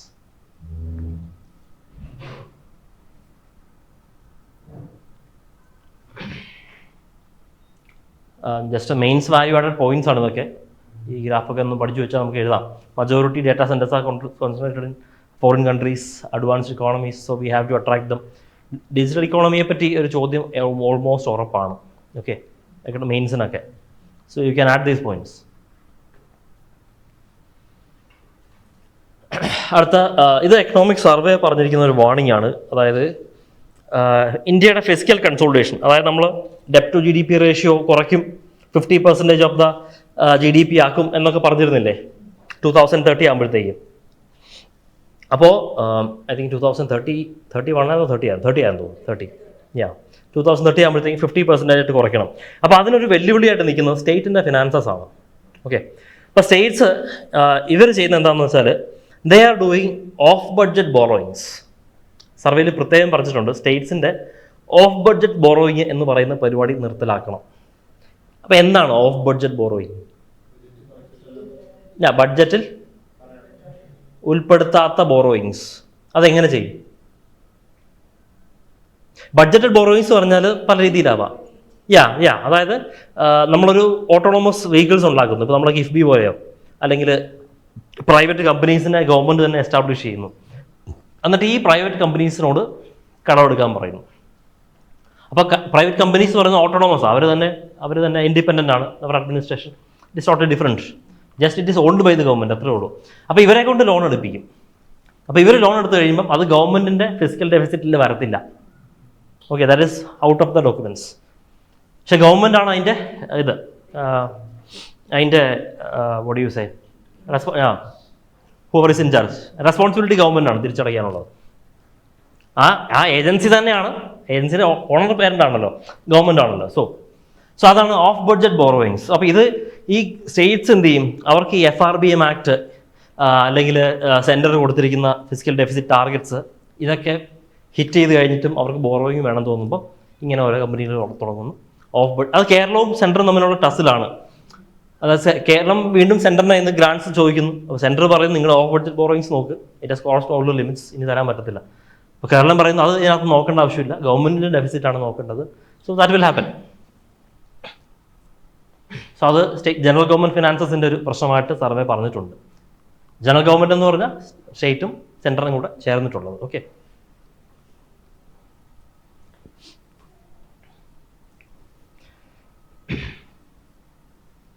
അടുത്ത ബഡ്ജറ്റ് പറഞ്ഞിട്ടുള്ളൊരു കാര്യം, കോർപ്പറേറ്റുകൾക്ക് ടോട്ടൽ റിട്ടേൺ സ്വാപ്സ് നടത്താനായിട്ടുള്ള ഒരു ഫെസിലിറ്റി കൂട്ടി കൊടുക്കും. Okay, they will encourage total return swaps. അപ്പോൾ ഇതൊരു എക്കണോമിക് തിയററ്റിക്കൽ സാധനമാണ്. എന്താണ് ടോട്ടൽ റിട്ടേൺ സ്വാപ്പ് എന്ന് നോക്കാം. വളരെ ഈസി കൺസെപ്റ്റാണ്. ടോട്ടൽ റിട്ടേൺ സ്വാപ്പ് എന്ന് പറഞ്ഞു കഴിഞ്ഞാൽ നമുക്കൊരു അസറ്റ് ഉണ്ട്, വി ഹാവ് ആൻ അസറ്റ്. ആ അസറ്റിൽ നിന്ന് നമുക്ക് ഇൻകം കിട്ടും അല്ലേ. For example gold. അപ്പോൾ ഗോൾഡ് അപ്രീഷിയേറ്റ് ചെയ്ത് പോയിക്കൊണ്ടിരിക്കുക.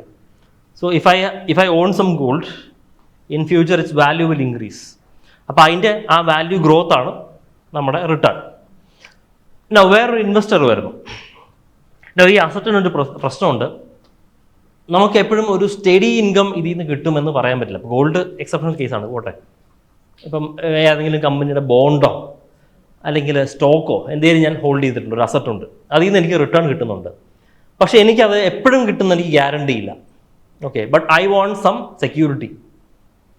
എനിക്ക് വേറെ എക്സ്പെൻസ് ഉണ്ട്, എനിക്ക് റിസ്ക് എടുക്കാൻ താല്പര്യമില്ല, എൻ്റെ ഒരു അസറ്റ് ഉണ്ട്. അപ്പോൾ ഞാൻ എന്ത് ചെയ്യും, ഞാൻ വേറൊരു പാർട്ടിയുടെ അടുത്ത് പറയുന്നു, you take all the income. Asset own ഞാൻ ചെയ്യുന്നത് ഞാൻ തന്നെയാണ്, I'm the owner, you take the income. ആ അസറ്റിൽ നിന്നും കിട്ടുന്ന അപ്രീസിയേഷനോ ഇൻകമോ എന്താണെന്ന് വെച്ചാൽ നിങ്ങൾ എടുത്തോ, എനിക്ക് മാസാമാസം ഒരു കൃത്യമായിട്ട് റവന്യൂ തന്നാൽ മതി. ഗിവൺ ദാറ്റ് അസറ്റ് താഴെ പോയാലും I need to get the revenue. Okay, അപ്പോൾ അതാണ് എൻ്റെ അഡ്വാൻറ്റേജ്. I M secure. എൻ്റെ അസറ്റിൻ്റെ ഓണർഷിപ്പ് എനിക്ക് തന്നെ മാസം ഒരു പെർമനൻറ്റ് ഇൻകം എനിക്ക് കിട്ടിക്കൊണ്ടിരിക്കും. Even if the asset loses its value, the investor is suppose to give me money. Okay, that is known as total return swap. അത്രേ ഉള്ളൂ concept. Total return swap is a financial derivative. എന്താണ് financial derivative contract? Derivatives എന്താ? Economics, theoretical economics. Derivatives, debentures എന്ന് കേട്ടിട്ടില്ലേ? എന്താണ് derivative? Futures, options എന്ന് കേട്ടിട്ടില്ലേ? Economics theory പഠിക്കണം. ഫെബ്രുവരി ആയി, ഫിലിംസിങ് വന്നു, തിയറി പഠിക്കണം കേട്ടോ. ഡെറിവേറ്റീവ്സ് എന്ന് പറഞ്ഞു കഴിഞ്ഞാൽ ഒരു അസറ്റ് ഉണ്ടാവും, അത് എൻ്റെ ഡെഫിനേഷൻ എങ്ങനെയാണ്, ബട്ട് അതിൻ്റെ ആ കൺസെപ്റ്റ് നിങ്ങൾ മനസ്സിലാക്കണം, പിന്നെ മറക്കില്ല. You are trying to by heart the definition, അതുകൊണ്ട് നിങ്ങൾ മറന്നു പോകുന്നത്.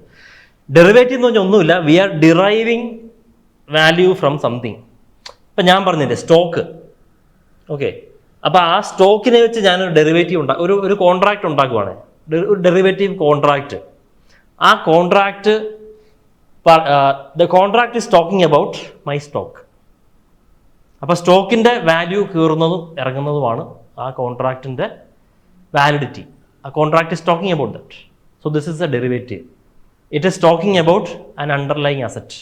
സ്റ്റോക്കോ ബോണ്ടോ ഗോൾഡോ പ്രോപ്പർട്ടിയോ എന്തോ ആയിക്കോട്ടെ, this contract is based on that asset.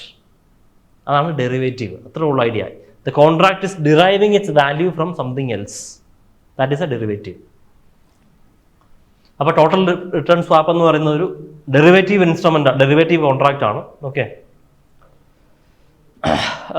In exchange four A fixed or floating interest rate. ഒന്നെങ്കിൽ ഫിക്സഡ് ഇൻട്രസ്റ്റ് റേറ്റ് ആയിരിക്കും, അല്ലെങ്കിൽ കയറി ഇറങ്ങുന്ന മാർക്കറ്റ് അനുസരിച്ച് മാറുന്ന ഒരു ഇൻട്രസ്റ്റ് റേറ്റ് ആയിരിക്കും. ഡെറിവേറ്റീവ് എന്താണെന്ന് മനസ്സിലായോ? ക്ലിയർ ആണോ? ടോട്ടൽ റിട്ടേൺ സ്വാപ്പ് മനസ്സിലായോ എന്താണെന്ന്? എല്ലാവർക്കും ക്ലിയർ? എന്തെങ്കിലും ഡൗട്ട് ഉണ്ടോ ഇതിനകത്ത്? ഓക്കെ ആണോ? ഡൗട്ട് ഉണ്ടോ? പറയണോ? ഓക്കെ, ഡെറിവേറ്റീവ് എന്താണെന്ന് മനസ്സിലായോ? ഡെറിവേറ്റീവ് എന്ന് പറഞ്ഞു കഴിഞ്ഞാൽ നമുക്കൊരു ഡെറിവേറ്റീവ് കോൺട്രാക്ട് എന്ന് പറയുന്ന ഒരു കോൺട്രാക്റ്റ്, ഒരു പേപ്പറിൽ എഴുതി വെച്ചിരിക്കുന്ന ഒരു സാധനമാണ്, അത്രയും എഴുതുക. ആ എഴുതി വെച്ചിരിക്കുന്നത് എന്തിനെ പറ്റിയാണ് എന്നുള്ളതാണ്. എനിക്കൊരു സ്റ്റോക്ക്, ഒരു കമ്പനിയുടെ സ്റ്റോക്ക് ഞാൻ മേടിച്ച് വെച്ചിട്ടുണ്ടെന്ന് വിചാരിക്കുക, അല്ലെങ്കിൽ ഒരു ഗവൺമെൻറ് ബോണ്ട്, കടപ്പത്രം, ഗവൺമെൻറ്റിൻ്റെ കടപ്പത്രം ഞാൻ മേടിച്ച് ഗവൺമെൻറ്റിന് കാശ് കൊടുത്ത് I am holding that bond. No, ഈ ഡെറിവേറ്റീവ് കോൺട്രാക്റ്റിൻ്റെ ബേസ് ഈ അസറ്റ് ആയിരിക്കും. എൻ്റെ സ്റ്റോക്കോ, എൻ്റെ കയ്യിലിരിക്കുന്ന സ്റ്റോക്കോ അല്ലെങ്കിൽ എൻ്റെ കയ്യിലിരിക്കുന്ന ബോണ്ടോ ആയിരിക്കും. അപ്പം ഈ ടോട്ടൽ റിട്ടേൺ സ്വാപ്പ് എന്ന് പറയുന്നത് ഒരു ഡെറിവേറ്റീവാണ്. കാരണം എൻ്റെ കയ്യിലൊരു സ്റ്റോക്കുണ്ട്. ഓക്കെ, അപ്പോൾ ഈ ടോട്ടൽ റിട്ടേൺ സ്വാപ്പ് കോൺട്രാക്റ്റ് എന്ന് പറയുന്നത് ഡെറിവേറ്റീവ് ആകുന്നത് ഈ സ്റ്റോക്കിൻ്റെ വാല്യൂ കൂടുന്നതും കുറയുന്നതും അനുസരിച്ചാണ്. That contract is based on my stock. That is a derivative. മനസ്സിലായോ? ആ contract it is deriving value. ആ വാക്ക് നിർത്താൻ മതി. It is deriving value out of my stock. അപ്പോൾ സ്റ്റോക്ക് കൂടിക്കഴിഞ്ഞാൽ വാല്യൂ പോയി, വാല്യൂ കിട്ടി. സ്റ്റോക്ക് താഴോട്ട് പോയാൽ വാല്യൂ പോയി. So that is a derivative contract. ഇപ്പോൾ ഫ്യൂച്ചേഴ്സ്, ഓപ്ഷൻസ്, അതൊക്കെ ഡെറിവേറ്റീവിൻ്റെ എക്സാമ്പിൾസ് ആണ്. ഫ്യൂച്ചേഴ്സ് എന്താ? ഇപ്പോൾ ഒരു അഗ്രികൾച്ചർ കമ്മ്യൂണിറ്റി, ഞാൻ ഇന്ന ദിവസം ഇന്ന വിലയ്ക്ക് വിൽക്കും എന്ന് പറയുന്നതാണ് ഫ്യൂച്ചേഴ്സ്. അതെങ്ങനെ ഡെറിവേറ്റീവ് ആയത്? അതിൻ്റെ value is my agricultural product. Okay, അതിൻ്റെ value is derived out of my agricultural product. വില കൂടും, വില ഇടിയും. That is a derivative. Total return swap എന്ന് പറഞ്ഞു കഴിഞ്ഞാൽ ഒന്നുമില്ല, സിമ്പിളാണ്.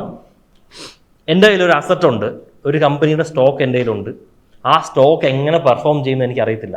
എനിക്ക് മാർക്കറ്റിനെ പറ്റി വലിയ ഐഡിയ ഒന്നും ഇല്ലാത്ത ആളാണെന്ന് വിചാരിക്കുക. അപ്പോൾ എന്ത് ചെയ്യും? ഞാനൊരു വേറൊരു ഇൻവെസ്റ്ററെ വിളിക്കും, ഇതിനെപ്പറ്റി കുറച്ചൊക്കെ അറിയാവുന്ന ഒരുത്തിനെ വിളിക്കും. I will tell him, I have the stock, I will on the stock, but you can take the returns. ആ സ്റ്റോക്കിൽ നിന്ന് കിട്ടുന്ന വരുമാനം ചിലപ്പോൾ ഡിവിഡൻഡ് ആവാം, അല്ലെങ്കിൽ സ്റ്റോക്ക് വിൽക്കുമ്പോൾ കിട്ടുന്ന പൈസ ആയിരിക്കാം, എന്നതാണേലും അതിൽ നിന്ന് കിട്ടുന്ന return you take. Given that സ്റ്റോക്കിൻ്റെ വാല്യൂ പോയാലും you take responsibility. For that give me monthly money. എല്ലാ മാസവും എനിക്ക് ഇത്ര രൂപ വെച്ച് 100 രൂപ വെച്ച് എനിക്ക് എല്ലാ മാസവും തരണം. സ്റ്റോക്കിൻ്റെ വില 100 എന്നുള്ളത് 10,000 രൂപ ആയാലും താനെടുത്തോ, എനിക്ക് 100 രൂപ തന്നാൽ മതി. സ്റ്റോക്കിൻ്റെ വില ഇടിഞ്ഞ് 0 പോയാലും എനിക്ക് 100 രൂപ തരണം. അതാണ് ടോട്ടൽ റിട്ടേൺ സ്വാപ്പ് കോൺട്രാക്റ്റ്. അപ്പോൾ അസറ്റ് ഓണർ എന്നുള്ള ഞാൻ ഐ എം സേഫ്. അല്ലല്ല, ഇതൊക്കെ പണ്ട് തൊട്ടേ ഉണ്ട്. ഗവൺമെൻറ് ഇത് കുറച്ചുകൂടെ എൻകറേജ് ചെയ്യുന്നു. ഈ ഇത്തരം ഇൻസ്ട്രുമെൻറ്റ്സ് ഒക്കെ നാട്ടിലുണ്ട്, നിങ്ങളതൊക്കെ എടുത്ത് ഉപയോഗിക്കുക എന്ന് പറയുന്നതേ ഉള്ളൂ. അപ്പം ജസ്റ്റ് ബഡ്ജറ്റിൽ പറഞ്ഞിരിക്കുന്ന ഒരു സാധനമായതുകൊണ്ട് ഞാൻ പറഞ്ഞതേ ഉള്ളൂ, പുതുതൊന്നുമല്ല.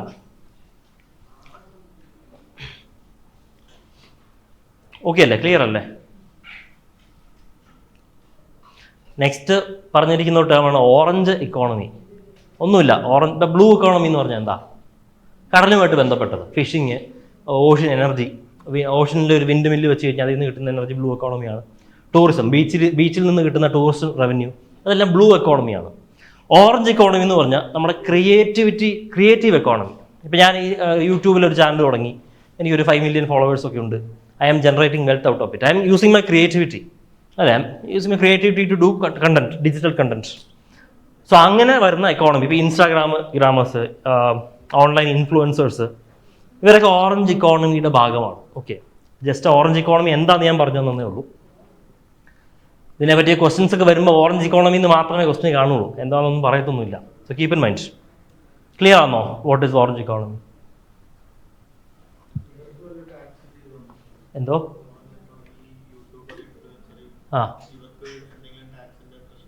ഒബിയസ്ലി ഇൻകം ടാക്സ് അടക്കേണ്ടി വരും. വേറെ ഒന്നുമില്ല, വേറെന്താ?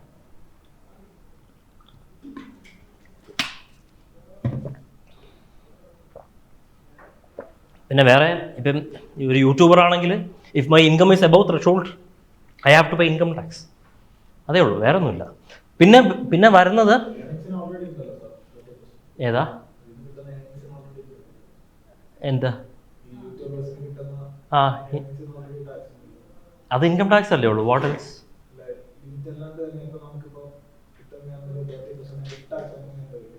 ഗിഫ്റ്റ് ടാക്സോ? ഇല്ല no. Gift tax is something very different. കാരണം അത് എനിക്ക് ഗിഫ്റ്റ് ടാക്സ് ഇന്ത്യയിൽ ഉണ്ടോ എന്ന് തന്നെ ഡൗട്ട്.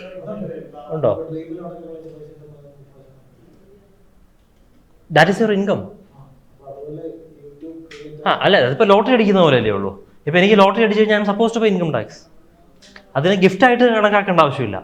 ഗിഫ്റ്റ് എന്ന് പറഞ്ഞാൽ എന്താ? ഞാൻ നിങ്ങൾക്കൊരു സാധനം തരുക, ഓക്കെ, ദാറ്റ് ഈസ് ഗിഫ്റ്റ്. അപ്പോൾ അതിനകത്ത് ഒരുപാട് ടാക്സ് പ്രശ്നങ്ങളുണ്ട്. ഇപ്പം വലിയ ബിഗ് ഷോട്ട് വെഡ്ഡിങ്സ് ഒക്കെ കണ്ടിട്ടുണ്ടോ? അതിനകത്ത് പൊതുവെയുള്ള ആരോപണമാണ് ഈ വെഡ്ഡിങ്സ് ഇവർ യൂസ് ചെയ്യുന്നത് ഇങ്ങനത്തെ ട്രാൻസാക്ഷന് വേണ്ടിയിട്ടാണ്. ഞാൻ നിങ്ങളുടെ കല്യാണത്തിന് വന്നു, നിങ്ങൾക്ക് ഞാനൊരു 10 ഏക്കർ സ്ഥലം എഴുതി തന്നു, അപ്പോൾ ഞാൻ ഗിഫ്റ്റായിട്ട് തന്നില്ലേ, അത് ടാക്സ് ചെയ്യാൻ പറ്റത്തില്ലല്ലോ. I think it is still out of the tax bracket. ഡൗറിയേ ഇല്ലീഗലാണ്, പിന്നെ ഞാൻ എങ്ങനെയാണ് ടാക്സ് ചെയ്യുന്നത്? That is gift. അതാണ് അല്ല, ഡൗറി ഗിഫ്റ്റ് ഒന്നല്ല, ഡൗറി ഈസ് ഡൗറി. അതാണ് ഗൗറി. അല്ല, ഈ ഡൗറിയെ നമ്മൾ ഗിഫ്റ്റ് ആണെന്ന് പറഞ്ഞ് അതിനെ വെള്ള പൂശുന്നതാണ് പതിവ്. അതിന് ടാക്സ് ഒന്നുമില്ല. നോ.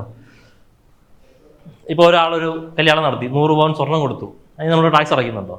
ഇല്ല. ഗിഫ്റ്റാന്ന് പറഞ്ഞ് കൊടുത്തില്ല, അത് പെണ്ണിന് കൊടുക്കുന്നതാണ്. അതെങ്ങോട്ട് പോകുന്നു എന്നുള്ളത് നമുക്കറിയില്ല. പറഞ്ഞു വന്ന എന്തായിരുന്നു? യൂട്യൂബേഴ്സിൻ്റെ റവന്യൂ. അപ്പോൾ അത് ഇൻകം ടാക്സ് സ്ലാബിൽ എത്തിക്കഴിഞ്ഞാൽ they are suppose to pay. പിന്നെ ഓറഞ്ച് ഇക്കോണമിയിലുള്ള വേറെ അഡ്വർടൈസിങ്, ഡിജിറ്റൽ എക്കോണമി, അത് ഇപ്പോൾ ഫോറിൻ ഏജൻസീസ് ഒക്കെ വന്ന് അഡ്വർടൈസ് ചെയ്യുകയാണെങ്കിൽ they had to pay some tax. അത് അബോളിഷ് ചെയ്ത് കളഞ്ഞു, അതിപ്പോൾ ഇല്ല. So we don't have to talk about it. So എന്താണ് ഓറഞ്ച് എക്കോണമി എന്ന് മനസ്സിലായല്ലോ?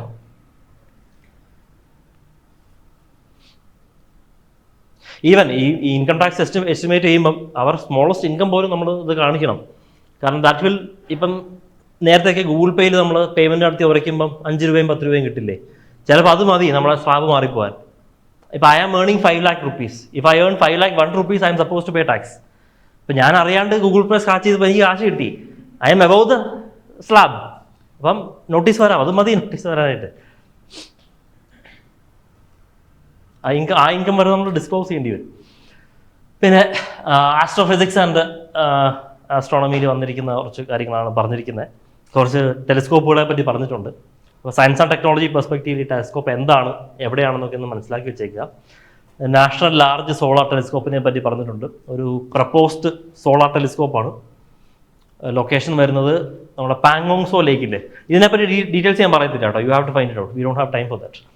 ജസ്റ്റ് ഇതെല്ലാം ബഡ്ജറ്റിൽ പറഞ്ഞിരിക്കുന്നത് കൊണ്ട് കീപ്പ് ഇൻ മൈൻഡ്, ചോദ്യം വരാൻ ചാൻസ് ഉണ്ട്. ഓക്കെ, ഇത് പാങ്ങോങ്സോയിലാണ് national large optical infrared telescope. അത് ഹാനിൽ, നമ്മുടെ ലഡാക്കിലെ ഹാനിൽ എന്ന് പറഞ്ഞ സ്ഥലത്താണ്. ആ സ്ഥലത്തിന് വേറൊരു പ്രത്യേകത ഉണ്ട്. എന്താ? It is India's only dark sky reserve. എന്താ dark sky reserve? Light pollution സമ്മതിക്കത്തില്ല, സ്കൈ ഒബ്സർവേഷന് വേണ്ടി മാത്രമുള്ള. അതുപോലെ ഹിമാലയൻ ചന്ദ്ര ടെലിസ്കോപ്പ് എന്ന് പറഞ്ഞാൽ അതും ഹാനിൽ തന്നെ വരുന്ന വേറൊരു സംഗതിയാണ്. കോസ്മോസ് 2 പ്ലാനറ്റേറിയം ആന്ധ്രാപ്രദേശിൽ വരുന്ന ഒരു പരിപാടിയാണ്. ഈ ലോസ് ഏഞ്ചൽസിലാണെന്ന് തോന്നുന്നു. ഒരു ഡോം കണ്ടിട്ടുണ്ടോ? ഒരു ഗ്ലോബ് വെച്ചിട്ടുണ്ട് അവിടെ. I think it's in Los Angeles. The Sphere എന്നാണ് അറിയപ്പെടുന്നത്. ഒരു ഹെമിസ്പിയർ, വലിയൊരു ഹെമിസ്പിയർ, വലിയൊരു ബിൽഡിംഗ് ആണ് അത്. ആ ബിൽഡിങ്ങിൻ്റെ അതൊരു തിയേറ്ററാണ്. അപ്പോൾ അതിനകത്ത് ഈ സ്പെറിക്കൽ ഷേപ്പിലുള്ള സ്ക്രീനാണുള്ളത്. ഭയങ്കര റിയാലിറ്റിയൊക്കെ നമുക്ക് കിട്ടും. ഐ മീൻ VR പോലെ. അതിൻ്റെ പുറത്ത് നിങ്ങൾ ലോസ് ആഞ്ചൽസ് സ്പിയർ എന്ന് ടൈപ്പ് ചെയ്താൽ കിട്ടും. ഭയങ്കര എക്സൈറ്റിംഗ് സാധനമാണ്. അതുപോലുള്ളൊരു മോഡലാണ് ഇവിടെ പ്രപ്പോസ് ചെയ്തിരിക്കുന്നത്, കോസ്മോസ് 2 പ്ലാനറ്റേറിയം. പിന്നെ ഇൻഫ്രാറെഡ് ടെലിസ്കോപ്സിനെ പറ്റി 2 വാക്ക് ബഡ്ജറ്റ് പറഞ്ഞതുകൊണ്ട്. മറ്റൊന്നുമല്ല, ചില ടെലിസ്കോപ്സ് ഒപ്റ്റിക്കൽ ടെലിസ്കോപ്സ് ആണ്. ഒപ്റ്റിക്കൽ ടെലിസ്കോപ്സ് അത് തന്നെ വിസിബിൾ ലൈറ്റ് ടെലിസ്കോപ്സ് ഉണ്ട്, ഇൻഫ്രാറെഡ് ടെലിസ്കോപ്സും ഉണ്ട്. Okay, why are we using infrared telescopes? Infrared ലൈറ്റിന് ഒരു പ്രത്യേകതയുണ്ട്, അതിന് വേവ് ലെങ്ത് കൂടുതലാണ്. ഓക്കെ, നിങ്ങൾ ആ ഇൻഫ്രാറെഡ് സ്പെക്ട്രം കാണുക.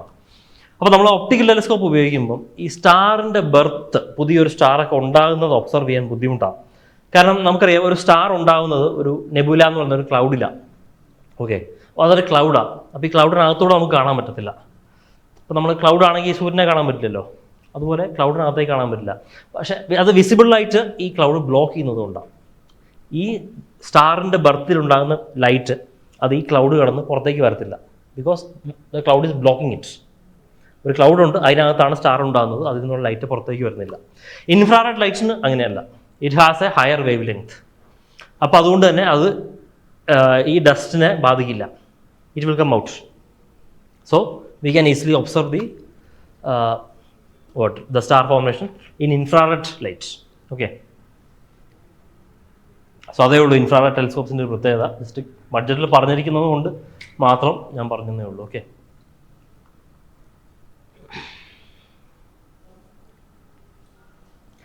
സോ ഒരു സ്കീമിനെ പറ്റിയും പറഞ്ഞിട്ടുണ്ട്, Purvodaya scheme. Focus on Purvodaya states and north east region to accelerate development and employment opportunities എന്ന് മാത്രമേ പറഞ്ഞിട്ടുള്ളൂ. അപ്പോൾ എന്താണ് പൂർവോദയ സ്കീം? പൂർവോദയ സ്റ്റേറ്റ്സ് എന്ന് പറഞ്ഞ ഒരു 5 സ്റ്റേറ്റ്സ് ഉണ്ട്. ബീഹാർ, ജാർഖണ്ഡ്, വെസ്റ്റ് ബംഗാൾ, ഒഡീഷ, ആന്ധ്രാപ്രദേശ്. ഇത്രയും സ്റ്റേറ്റ്സ് ആണ് ഗവൺമെൻറ് പൂർവോദയ എന്ന് പറയുന്ന ഒരു പർട്ടിക്കുലർ സ്കീമിൽ ഡെവലപ്മെൻറ്റിന് വേണ്ടി മാത്രമായിട്ട് മാറ്റി വെച്ചിരിക്കുന്നത്. ഈസ്റ്റേൺ സ്റ്റേറ്റ്സ് ആണ്. ഓക്കെ, ഇതൊക്കെ ഈസ്റ്റേൺ സ്റ്റേറ്റ്സ് ആണ്, നോർത്ത് ഈസ്റ്റേൺ സ്റ്റേറ്റ്സ് അല്ല. കൺഫ്യൂഷൻ വരാൻ ചാൻസ് ഉണ്ട്. പൂർവോദയ സ്റ്റേറ്റ്സ് എന്നും പറഞ്ഞിട്ടുണ്ട്, നോർത്ത് ഈസ്റ്റ് റീജിയൻ എന്നും പറഞ്ഞിട്ടുണ്ട്.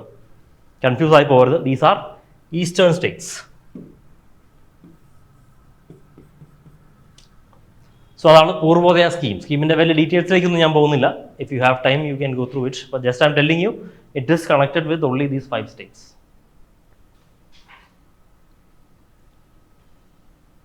അടുത്തത് ഒരു മെയിൻസ് വാല്യൂ ആഡഡ് സാധനം തന്നെയാണ്, കൺജഷൻ പ്രൈസിങ്.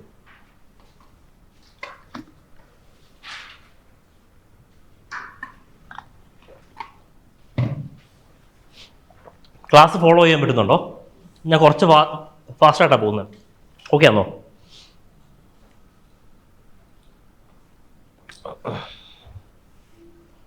കൺജഷൻ പ്രൈസിങ് എന്ന് പറയുന്നത് ഇപ്പോൾ നമ്മൾ ഇന്ത്യൻ മെഗാ സിറ്റീസൊക്കെ നേരിടുന്ന ഒരു പ്രശ്നമാണ്. ഇപ്പോൾ ട്രാഫിക് ജാം, ബാംഗ്ലൂർ, മുംബൈ, ഡൽഹി, എവിടെ പോയാലും ഉണ്ട് ട്രാഫിക് ജാം, ട്രിവാൻഡ്രത്ത് വരെ ഉണ്ട്. അപ്പോൾ ഗവൺമെൻറ് കൊണ്ടുവന്നിരിക്കുന്ന ഒരു പ്രപ്പോസൽ എന്ന് വെച്ചാൽ ഐഡിയ ബഡ്ജറ്റിൽ പറഞ്ഞിരിക്കുന്നത്, ബഡ്ജറ്റല്ല എക്കണോമിക് സർവേയിൽ പറഞ്ഞിരിക്കുന്നത് കൺജഷൻ പ്രൈസിങ്ങിനെ പറ്റിയാണ്. അതായത് ട്രാഫിക് കൂടുതലുള്ള സമയത്ത് വാഹനങ്ങൾ പുറത്തിറക്കാനൊരു ഫീസ്, നമ്മുടെ ടോളൊക്കെ പോലെ. ടോൾ ഗേറ്റ് പോലൊരു ഗേറ്റ് ഉണ്ടാവും.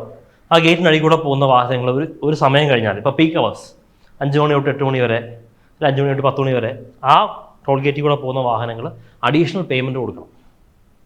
That is congestion pricing. അത് സിംഗപ്പൂരൊക്കെ ഉണ്ട്. സിംഗപ്പൂർ ഒരു കേസ് സ്റ്റഡിയും വെച്ചിട്ടുണ്ട്. Electronic road price mains value ആയിട്ട് കണ്ടന്റ് കേട്ടോ. ഓക്കെ, നമ്മുടെ സിറ്റീസിലെ ട്രാഫിക്കിനെ നമുക്ക് എങ്ങനെ നിയന്ത്രിക്കാം എന്നുള്ളതിനൊരു അഭിപ്രായം മാത്രമാണിത്. ഇന്ത്യയിൽ ഇത് നടപ്പാക്കാൻ വലിയ ബുദ്ധിമുട്ടാണ്. But still you can keep it as A point. Congestion pricing, അതിൻ്റെ ഒരു കേസ് സ്റ്റഡി ഉണ്ട്, സിംഗപ്പൂർ ഇലക്ട്രോണിക് റോഡ് പ്രൈസിങ്. അതെന്താ ചെയ്യുന്നത്? ERP is a dynamic electronic congestion pricing system that automatically charges vehicles when they pass under the gate during peak hours. അതാണ് congestion pricing. നമ്മൾ പറയുകയാണെങ്കിൽ ഇതൊക്കെ സിംഗപ്പൂരൊക്കെ workout ആവും. കാരണം അവിടെ സിറ്റി ഇനിയിപ്പോൾ വികസിക്കാനൊന്നുമില്ല. They have done their best. So ഇനിയിപ്പോൾ ഇതൊക്കെയുള്ളൂ മാർഗം. എന്ന് വെച്ചാൽ നമ്മുടെ നാട്ടിൽ ഇത് കൊണ്ടുവന്ന് ഞാൻ നാട്ടിൽ സമ്മതിക്കുമോ? സർവേ പറയുന്നൊരു ഇഷ്യൂ അതാ. People will not allow. കാരണം നമ്മളൊരു വണ്ടി മേടിച്ച് ഇറങ്ങണമെങ്കിൽ വണ്ടിക്ക് നമ്മൾ GST അടയ്ക്കണം, എന്നാലേ വണ്ടി കിട്ടുള്ളൂ. ആ വണ്ടി റോഡിൽ ഇറക്കണമെങ്കിൽ നമ്മൾ റോഡ് ടാക്സ് അടയ്ക്കണം, സെസ് അടയ്ക്കണം. അത് കഴിഞ്ഞ് ആ വണ്ടി ഓടണമെങ്കിൽ പെട്രോൾ അടിക്കണ്ടേ? പെട്രോളിന് മജോറിറ്റിയും ടാക്സാണ്, അതിനും ടാക്സ് അടയ്ക്കണം. NH കൂടെ പോകണമെങ്കിൽ ടോൾ അടയ്ക്കണം. ഇത്രയും പൈസ കൊടുത്തിട്ട് വീണ്ടും ഞാൻ വണ്ടി റോഡിൽ ഇറക്കാൻ കാശ് കൊടുക്കണം എന്ന് പറഞ്ഞാൽ ആരും സമ്മതിക്കില്ല. Because government I have given the money, you make the infrastructure. അതാണ് നമ്മുടെ ഒരു കൺസെപ്റ്റ്. കുറ്റം പറയാൻ പറ്റില്ല. പക്ഷേ സിംഗപ്പൂർ എന്നൊക്കെ പറഞ്ഞാൽ ഗവൺമെൻറ് ഇസ് ഡൂയിങ് എവറിത്തിങ് ലോജിക്കലാണ്. They can bring such things. ഇവിടെ ഫ്ലൈ ഓവർ പണിയാതെ റൗണ്ടാന പറഞ്ഞു വെച്ചേച്ച് കൺജഷൻ പ്രൈസിങ് വേണമെന്നിട്ട് കാര്യമുണ്ടോ? ഇല്ല, അതുപോലെയേ ഉള്ളൂ. Anyway you can write it. നമുക്ക് എഴുതുന്നതിന് ബുദ്ധിമുട്ടൊന്നുമില്ല. കൺജഷൻ പ്രൈസിങ് കൊണ്ടുവരാം, സിറ്റിയിലെ ട്രാഫിക് കുറയ്ക്കാം. ബാംഗ്ലൂരൊക്കെ ഇത് ആലോചിച്ചിട്ടുണ്ട്. ലൈക്ക് ഒരാൾ മാത്രം ഓടിക്കുന്ന വാഹനങ്ങൾക്ക് എക്സ്ട്രാ ചാർജ്, അങ്ങനെ ഇപ്പോൾ നമ്മൾ വാഹനം എടുത്തിറങ്ങാതിരിക്കാൻ വേണ്ടിയിട്ടൊക്കെ. അടുത്തത് RRTSനെ പറ്റിയാണ്, റീജിയണൽ റോഡ് ട്രാൻസ്പോർട്ട് സിസ്റ്റം. ഇത് ഈയിടെ കേരളത്തിലും ന്യൂസിലുണ്ടായിരുന്നു. RRTS എന്ന് പറഞ്ഞാൽ ഒന്നുമില്ല, ഷോർട്ട് ഡിസ്റ്റൻസ് 100, 200, 300 കിലോമീറ്റർ വരെയുള്ള ദൂരങ്ങളിലേക്ക് ഹൈ സ്പീഡ് ട്രെയിനുകൾ കൊണ്ടുവരുന്നു. ഓക്കെ, അതാണ് RRTS system. Rapid rail regional transport സിസ്റ്റമാണ്. നമ്മുടെ വലിയ റെയിൽ നെറ്റ്വർക്ക് പോലെയൊന്നുമല്ല. അത് ഇന്ത്യയിൽ ഫസ്റ്റ് കൊണ്ടുവന്നത് ന്യൂഡൽഹിയിലാണ്. ഓക്കെ, ഡൽഹി മീററ്റ് റൂട്ടിലാണ് ഇന്ത്യയിൽ ഫസ്റ്റ് RRTS സിസ്റ്റം കൊണ്ടുവന്നത്. ഈവൻ കേരളത്തിൽ പോലും അതിനെപ്പറ്റി ഡിസ്കഷൻ ഉണ്ടായിരുന്നു. നമ്മുടെ സിൽവർ ലൈൻ വേണ്ട എന്ന് പറഞ്ഞിട്ട് RRTS വരും എന്ന് പറഞ്ഞു, പക്ഷെ ബഡ്ജറ്റിലൊന്നും കിട്ടിയില്ല. So that is RRTS. Okay,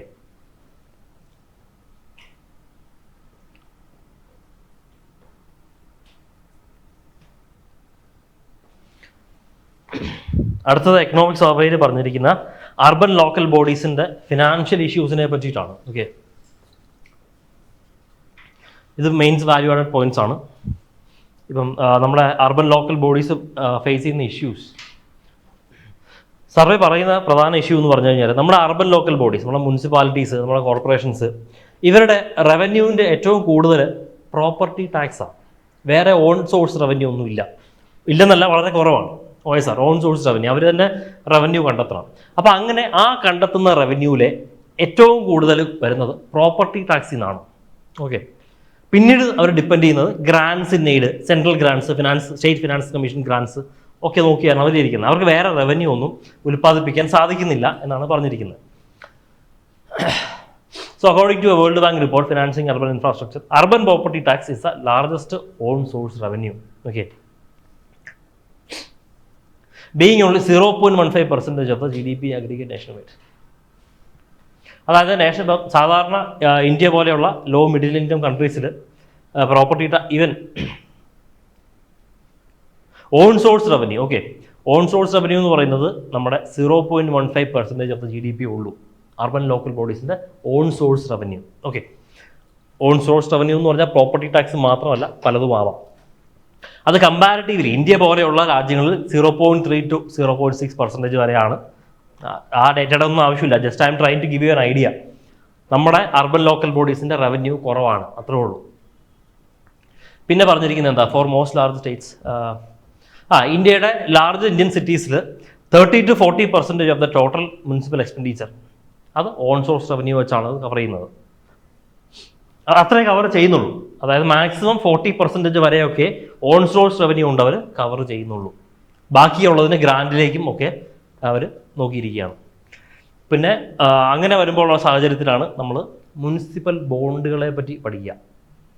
okay, നമ്മുടെ അർബൻ ലോക്കൽ ബോഡീസിന് ഓൺ സോഴ്സ് റവന്യൂ കുറവാണ്. എക്സ്പെൻഡിച്ചറിൻ്റെ മജോറിറ്റി പോർഷനും നമ്മൾ ഗ്രാൻറ്റുകൾ പോലെയുള്ള കാര്യങ്ങൾക്ക് ഡിപ്പെൻഡ് ചെയ്യുന്നു. ഓൺ സോഴ്സ് റവന്യൂ കുറവാണ്. അപ് ടു 40% വരെ മാത്രമേ ഓൺ സോഴ്സ് റവന്യൂ നമുക്ക് ഉപയോഗിക്കാൻ സാധിക്കുന്നുള്ളൂ എക്സ്പെൻഡിച്ചറിന്. Now in this context municipal bonds become significant. എന്താണ് മുനിസിപ്പൽ ബോണ്ട്? പഠിച്ചിട്ടില്ലേ? എന്നാ municipal bond?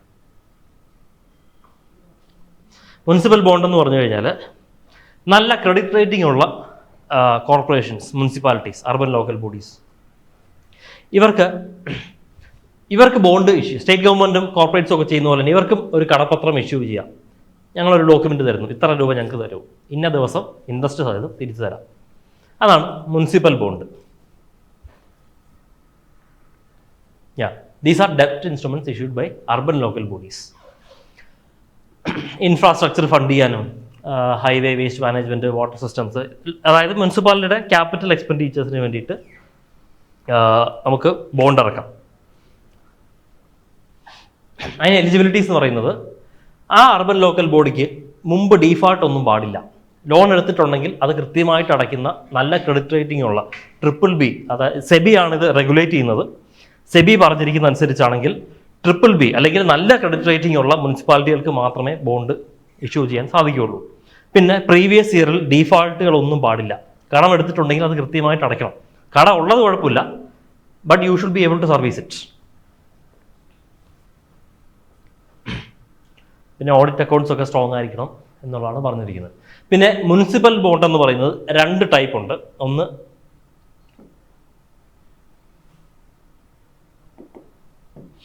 General obligation ബോണ്ടും revenue ബോണ്ടും, 2 ടൈപ്പാണ് നമുക്കുള്ളത്. ഓക്കെ, ഈ ജനറൽ ഒബ്ലിഗേഷൻ ബോണ്ട് എന്ന് പറഞ്ഞു കഴിഞ്ഞാൽ it is backed by the overall municipal revenue taxation power. അതായത് എനിക്ക് പ്രത്യേകിച്ച് എന്തിനാണ് ബോണ്ട് മേടിക്കുന്നതെന്ന് പറയേണ്ട ആവശ്യമില്ല. എനിക്ക് എന്ത് പ്രൊജക്റ്റിനും ആവാം. എനിക്ക് കാശിന് ആവശ്യമുണ്ട്. സ്കൂളിനാവാം, ഹൈവേക്കാവാം, വേസ്റ്റ് മാനേജ്മെൻ്റ് ആവാം, എന്തിനാണെങ്കിലും ആവാം. ആ ജനറൽ ഒബ്ലിഗേഷൻ ബോണ്ട് ഞാൻ ഇഷ്യൂ ചെയ്ത് അത് വെച്ച് കളക്ട് ചെയ്യുന്ന പൈസ, അത് എൻ്റെ ടാക്സ് റവന്യൂ കൊണ്ടോ അല്ലെങ്കിൽ ഗ്രാൻഡ് കിട്ടിയത് കൊണ്ടോ ഒക്കെ എനിക്ക് അടച്ചു തീർക്കാം. ഓക്കെ, അതാണ് ജനറൽ ഒബ്ലിഗേഷൻ ബോണ്ട്. രണ്ടാമത് റവന്യൂ ബോണ്ട് എന്നൊരു സാധനമുണ്ട്. ആ ബോണ്ട് ഇഷ്യൂ ചെയ്യുന്നത് ഒരു പർട്ടിക്കുലർ പ്രൊജക്റ്റിലേക്കായിരിക്കും. സ്കൂൾ പണിയാനാണെങ്കിൽ സ്കൂൾ പണിയാൻ, റോഡ് പണിയാനാണെങ്കിൽ റോഡ് പണിയാൻ, വേറെ എന്തിനും ഉപയോഗിക്കാൻ പറ്റില്ല. പിന്നെ ആ ബോണ്ട് ക്ലോസ് ചെയ്യുന്നത് എങ്ങനെയാണ്, തിരിച്ചടയ്ക്കുന്നത് എങ്ങനെയാണ്, അതിൽ നിന്നുള്ള റവന്യൂ കൊണ്ട് മാത്രമാണ്. ഓക്കെ, ഇപ്പം റോഡ് പണിഞ്ഞാൽ ടോൾ അടച്ച് കാശ് ഉണ്ടാക്കിക്കൊള്ളുക. ജനറൽ ഒബ്ലിഗേഷൻ ബോണ്ട് എന്ന് പറഞ്ഞാൽ എന്താ, കാശ് മേടിക്കാം, അത് എന്തിനും ഉപയോഗിക്കാം, അത് തിരിച്ചടയ്ക്കാൻ ഏത് സോഴ്സിൽ നിന്ന് വേണമെങ്കിലും തിരിച്ചടയ്ക്കാം. കടം മേടിച്ചിട്ടാണെങ്കിലും അടയ്ക്കാം, ഇൻകം വെച്ചിട്ടാണെങ്കിലും അടയ്ക്കാം, എങ്ങനെയുണ്ടോ അടയ്ക്കാം. റവന്യൂ ബോണ്ട്സ് എന്ന് പറഞ്ഞാൽ ഒരു പർട്ടിക്കുലർ പ്രൊജക്റ്റിലേക്ക് മേടിക്കുന്നു, തിരിച്ചടവ് ആ പ്രൊജക്റ്റിൽ നിന്ന് കിട്ടുന്ന റവന്യൂ കൊണ്ട് മാത്രമാണ്. ഓക്കെ, ക്ലിയർ ആണോ? മുനിസിപ്പൽ ബോണ്ട് എന്താണെന്ന് മനസ്സിലായോ? ടൈപ്സ് ഓഫ് മുനിസിപ്പൽ ബോണ്ട് മനസ്സിലായോ? അതിൻ്റെ എലിജിബിലിറ്റി ക്രൈറ്റീരിയ മനസ്സിലായോ? ക്ലിയർ അല്ലേ? ഈസി അല്ലേ?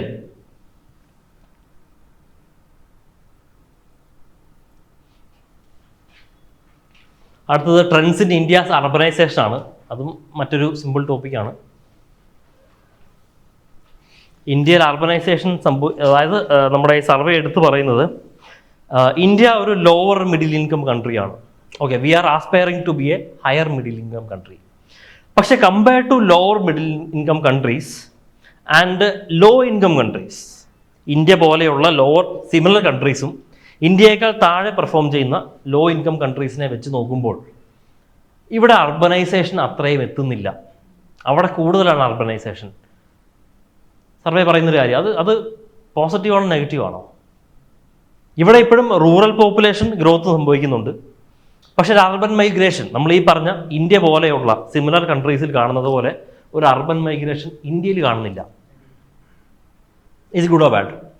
What does that indicate? What does that indicate? ആലോചിച്ച് നോക്ക്. നിങ്ങളൊരു മെയിൻസ് ക്വസ്റ്റ്യൻ കിട്ടി നിങ്ങൾ ആലോചിക്കുക. ഇന്ത്യ പോലെ സിമിലർ ആയിട്ടുള്ള ഒരു കൺട്രിയിൽ അർബൻ മൈഗ്രേഷൻ കൂടുതലാണ്, എന്നാൽ ഇന്ത്യയിൽ അത്രയും അർബൻ മൈഗ്രേഷൻ കാണുന്നില്ല. ഈ ഗ്രാഫ് കണ്ടോ? ലോവർ മിഡിൽ ഇൻകം കൺട്രീസ് മേളിൽ പോകുന്നു, ലോ ഇൻകം കൺട്രീസ് മഞ്ഞ പോകുന്നു, അതിന് രണ്ടിനും താഴെയാണ് ഇന്ത്യയുടെ മൈഗ്രേഷൻ റേറ്റ് എന്ന് പറയുന്നത്.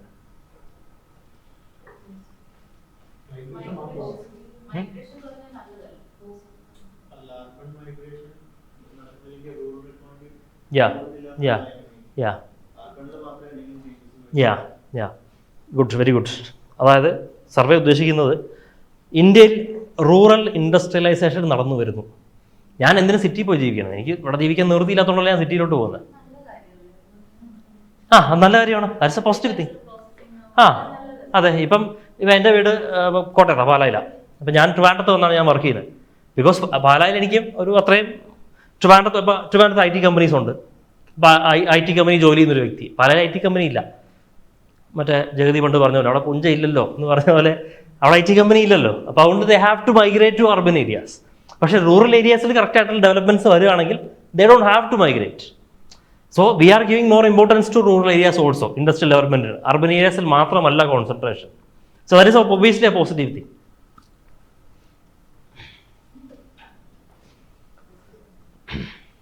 മനസ്സിലായോ? അപ്പോൾ സെൻസസ് ഓഫ് ഇന്ത്യ ഇത് എന്താണ് അർബൻ ഏരിയ എന്ന് പറയുന്നത് എന്താണെന്ന് ഒരു സർവേയിൽ ഒരു ഇത് കൊടുത്തിരുന്നു. ഞാൻ ജസ്റ്റ് നിങ്ങൾക്ക് മനസ്സിലാക്കാൻ ഇട്ടെന്നേ ഉള്ളൂ. കുറച്ച് ക്രൈറ്റീരിയാസ് പറഞ്ഞിട്ടുണ്ട്.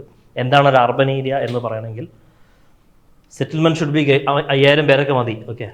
പക്ഷേ 5000 പേര് 75% male employment should be non agricultural male employment. Female obviously Indian socio economic situation എടുത്തു കഴിഞ്ഞാൽ ഒന്നുകിൽ അഗ്രികൾച്ചർ ആയിരിക്കും മെയിൻ, അല്ലെങ്കിൽ വീട്ടിൽ തന്നെ ഇരിക്കുകയായിരിക്കും. സോ മെയിൽ എംപ്ലോയ്മെൻ്റ് എന്ന് പറയുന്നത് എന്തായിരിക്കും? നോൺ അഗ്രികൾച്ചറിലായിരിക്കണം. Minimum population density 400 persons per square kilometer. കേരളത്തിൻ്റെ പോപ്പുലേഷൻ ഡെൻസിറ്റി എത്രയാണ്? കേരള PSC ഒക്കെ എഴുതുന്നുണ്ടോ? 750 സംതിങ് ആണ് കേരളത്തിൻ്റെ അതാ Kerala itself is a huge urban area. അല്ല, അതിൻ്റെ പ്രധാന കാരണം പകുതി മലയാണ് കേട്ടോ. മലയും കാടും ഒക്കെയാണ്. ബാക്കി പകുതി തീരപ്രദേശങ്ങളാണ്. വർക്ക് ചെയ്യാൻ പറ്റുന്ന കുറച്ച് ചെറിയൊരു സ്ട്രിപ്പ് മാത്രമേ ഉള്ളൂ. അതുകൊണ്ടാണ് അത്ര ഡെൻസിറ്റി ഉണ്ടാവുക. So rural population is growing, urban population is also growing. Percentage of people living in urban areas almost 30% ആണ്. ഇന്ത്യയുടെ പോപ്പുലേഷൻ, ടോട്ടൽ പോപ്പുലേഷൻ്റെ ഓൾമോസ്റ്റ് 30% ആണ് അർബൻ ഏരിയാസിൽ താമസിക്കുക. ഇതൊക്കെ വേണമെങ്കിൽ നോട്ട് ചെയ്തോട്ടെ. ഇതൊക്കെ നല്ല മെയിൻസ് വാല്യൂ പോയിന്റ്സ് ആണ് ഈ സാധനം.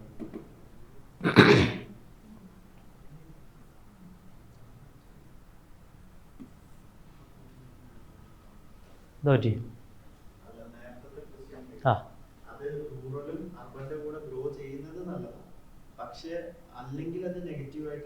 എങ്ങനെ?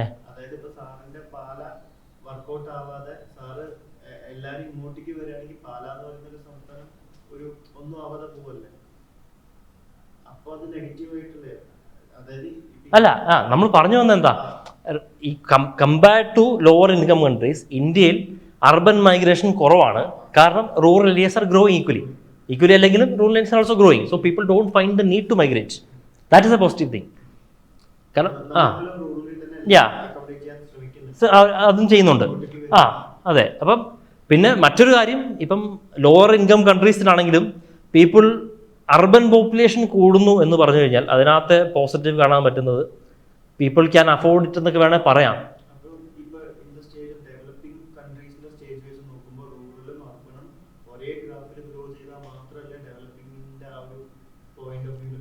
അല്ല, അത് നമുക്ക് ഒരിക്കലും പറയാൻ പറ്റില്ല. കാരണം അർബൻ ഏരിയ ഗ്രോ ചെയ്യുന്നത് it is a different level. Rural area അങ്ങനെ ഗ്രോ ചെയ്യണമെന്ന് ഒരിക്കലും പറയാൻ പറ്റില്ല. ഇപ്പം ട്രിവാൻഡ്രത്തെ ഗ്രോത്ത് ആണോ കുറച്ചുകൂടെ മാറിക്കഴിഞ്ഞാൽ വേറൊരു പുല്ലൂര് അല്ലെങ്കിൽ ചെങ്കോട്ട അവിടെ എടുത്തു കഴിഞ്ഞാൽ അത്രയും ഗ്രോത്ത് ഒന്നും എക്സ്പെക്ട് ചെയ്യാൻ പറ്റില്ല. അർബൻ ഏരിയാസ് അവിടെ എല്ലാം വരുന്നത്. ഇവിടെ ട്രിവാൻഡ്രത്താണ് പോർട്ട് വരുന്നത്, ട്രിവാൻഡ്രത്താണ് റെയിൽവേ സ്റ്റേഷൻ ഉള്ളത്, ട്രിവാൻഡ്രത്താണ് വേറെ എന്താ ഉള്ളത്. ആ ഗ്രോത്ത് എപ്പോഴും അർബൻ ഏരിയ തന്നെ ആയിരിക്കും കൂടുതൽ. But if you are able to find some employment in rural areas and find a decent quality of living there, people don't have to migrate. അതാണ്.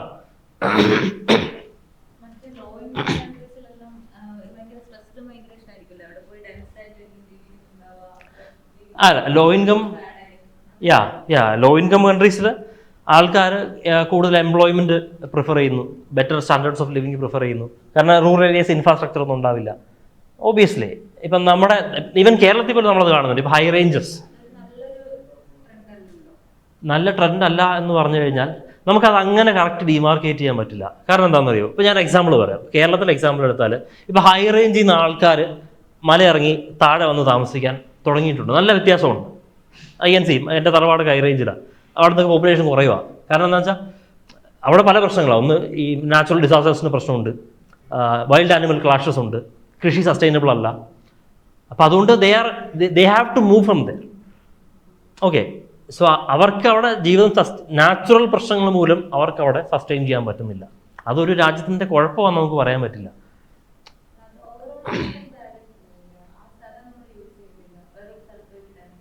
ആ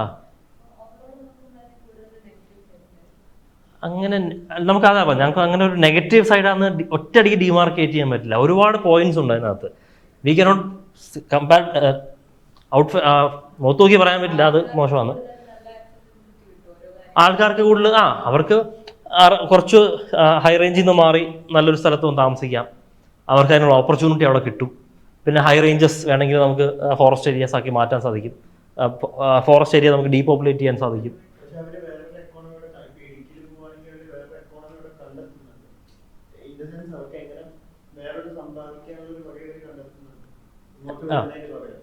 ഉണ്ടെങ്കിൽ വെൽ ആൻഡ് ഗുഡ്. ഞാൻ പറഞ്ഞ in the case where they want to move, അവർക്ക് move ചെയ്യണമെങ്കിൽ ഇപ്പം ഇടുക്കിയിൽ ഇപ്പോൾ കാടവും കർഷകരുണ്ട്, വെരി റിച്ച് പീപ്പിൾ. അവർക്ക് അവിടെ കുഴപ്പമൊന്നുമില്ല. അവരുടെ കുറച്ച് ഏലക്കാട്ടി ആന കയറി പോയാലും അവർക്ക് കുഴപ്പമൊന്നുമില്ല, because they are very rich. പക്ഷെ എല്ലാവരും അങ്ങനെയല്ല. ഈ സബ്സിസ്റ്റൻസ് അഗ്രികൾച്ചർ പ്രാക്ടീസ് ചെയ്യുന്നവരുണ്ട്, പൂർ പീപ്പിൾ ഇഷ്ടം പോലെയുണ്ട് ഹൈ റേഞ്ച് മേഖലയിൽ. അപ്പോൾ അവർക്കൊക്കെ if they get an opportunity they will go from there students. കുട്ടികൾ അവിടെയാണ് താമസിക്കുന്നത്, പഠിക്കുന്നത്, അല്ല ദേ are going abroad. So if you have a better way of living there, they can stay there. But if they want to go to urban areas also, they have the opportunity there.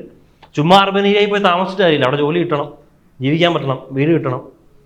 So അർബനൈസേഷനിൽ അതെല്ലാം കിട്ടുന്നുണ്ടെങ്കിൽ it's good. ഏതാ അല്ല ഞാൻ പറഞ്ഞത് ഈ ഇത് മാത്രം എടുക്കുക. Balance ചെയ്യണം. നമുക്ക് ഒരിക്കലും അർബൻ മൈഗ്രേഷൻ ഉള്ളത് നല്ലതാണെന്ന് അബ്രൈറ്റ് പറയാൻ പറ്റില്ല. റൂറൽ മൈഗ്രേഷൻ ഇല്ല എന്ന് പറഞ്ഞു we cannot outrightly say that. But ഞാൻ പറഞ്ഞത് ഇവിടെ നമുക്കൊരു ഡേറ്റ ഉണ്ട്. ഇന്ത്യയുടെ അർബൻ മൈഗ്രേഷൻ കമ്പാരിറ്റീവ്ലി കുറവാണ്. We have a data, that is a fact. Is that good or bad? അതിൻ്റെ പോസിറ്റീവ്സ് അറിയാൻ പറഞ്ഞത്. ഇറ്റ് ഈസ് ഗുഡ് ബിക്കോസ് ആൾക്കാർക്ക് റൂറൽ ഏരിയയിൽ നിന്ന് അർബനിൽ പോകേണ്ട ആവശ്യം വരുന്നില്ല. അവിടെ തന്നെ ഇൻഡസ്ട്രീസും എല്ലാം വരുന്നുണ്ട്. സോ ദാറ്റ് ഇസ് അങ്ങനെയാണ് സർവേ പറയും. That is right. So take that അത് പോസിറ്റീവ് വേ. അതൊരു മെയിൻസിലൊക്കെ എഴുതാം. നമ്മുടെ ഇൻഡസ്ട്രിയൽ ഇപ്പം ബാങ്ക് ക്രെഡിറ്റ് ആണെങ്കിൽ പോലും it is giving to priority sector lending. Rural ഏരിയാസിൽ പോയി ഒരു ഫാക്ടറി സ്ഥാപിക്കാൻ കൂടുതൽ ഫിനാൻസ് കിട്ടും. So government is pushing that. So അതൊക്കെ മെയിൻസിൽ നമുക്ക് ഓരോരോ പോയിന്റ്സ് എഴുതാം. ഏതാ എവിടെയാ നമുക്കിപ്പം ഒരുപാട് സ്കീംസ് ഉണ്ട്. ഗ്രാം സടക്ക് യോജന, റോഡുകൾ നന്നാക്കാനായിട്ട്, പിന്നെ ഓണ്ടർപ്രണർഷിപ്പ് സ്റ്റാർട്ട് ചെയ്യാനായിട്ട്. That's right. അതൊരു ഡയറക്റ്റീവ് പ്രിൻസിപ്പിൾ ആണ്. That we have to follow. Clear അല്ലേ ഈ പോയിന്റ്സ് ഒക്കെ? അല്ല, ഇതൊക്കെ നമ്മുടെ സ്ട്രക്ചറൽ ഷിഫ്റ്റിന്റെ മാറ്റങ്ങളാണ്. കണക്ട് ചെയ്യാം. ഇതൊക്കെ നമുക്ക് എന്തുമായിട്ട് കണക്ട് ചെയ്യാം. ഇതൊക്കെ നമ്മുടെ 90s ശേഷം ലിബറലൈസേഷന് ശേഷം വന്ന മാറ്റങ്ങളാണ്. ഗവൺമെന്റ് ഞാൻ പറഞ്ഞില്ലേ, priority sector lending for example, government it self is promoting rural development. അപ്പോൾ അതിനകത്തെ വാല്യൂഡഡ് പോയിന്റ്സ് ആണ് ഇതൊക്കെ. ഓക്കെ അല്ലേ? കഴിഞ്ഞു.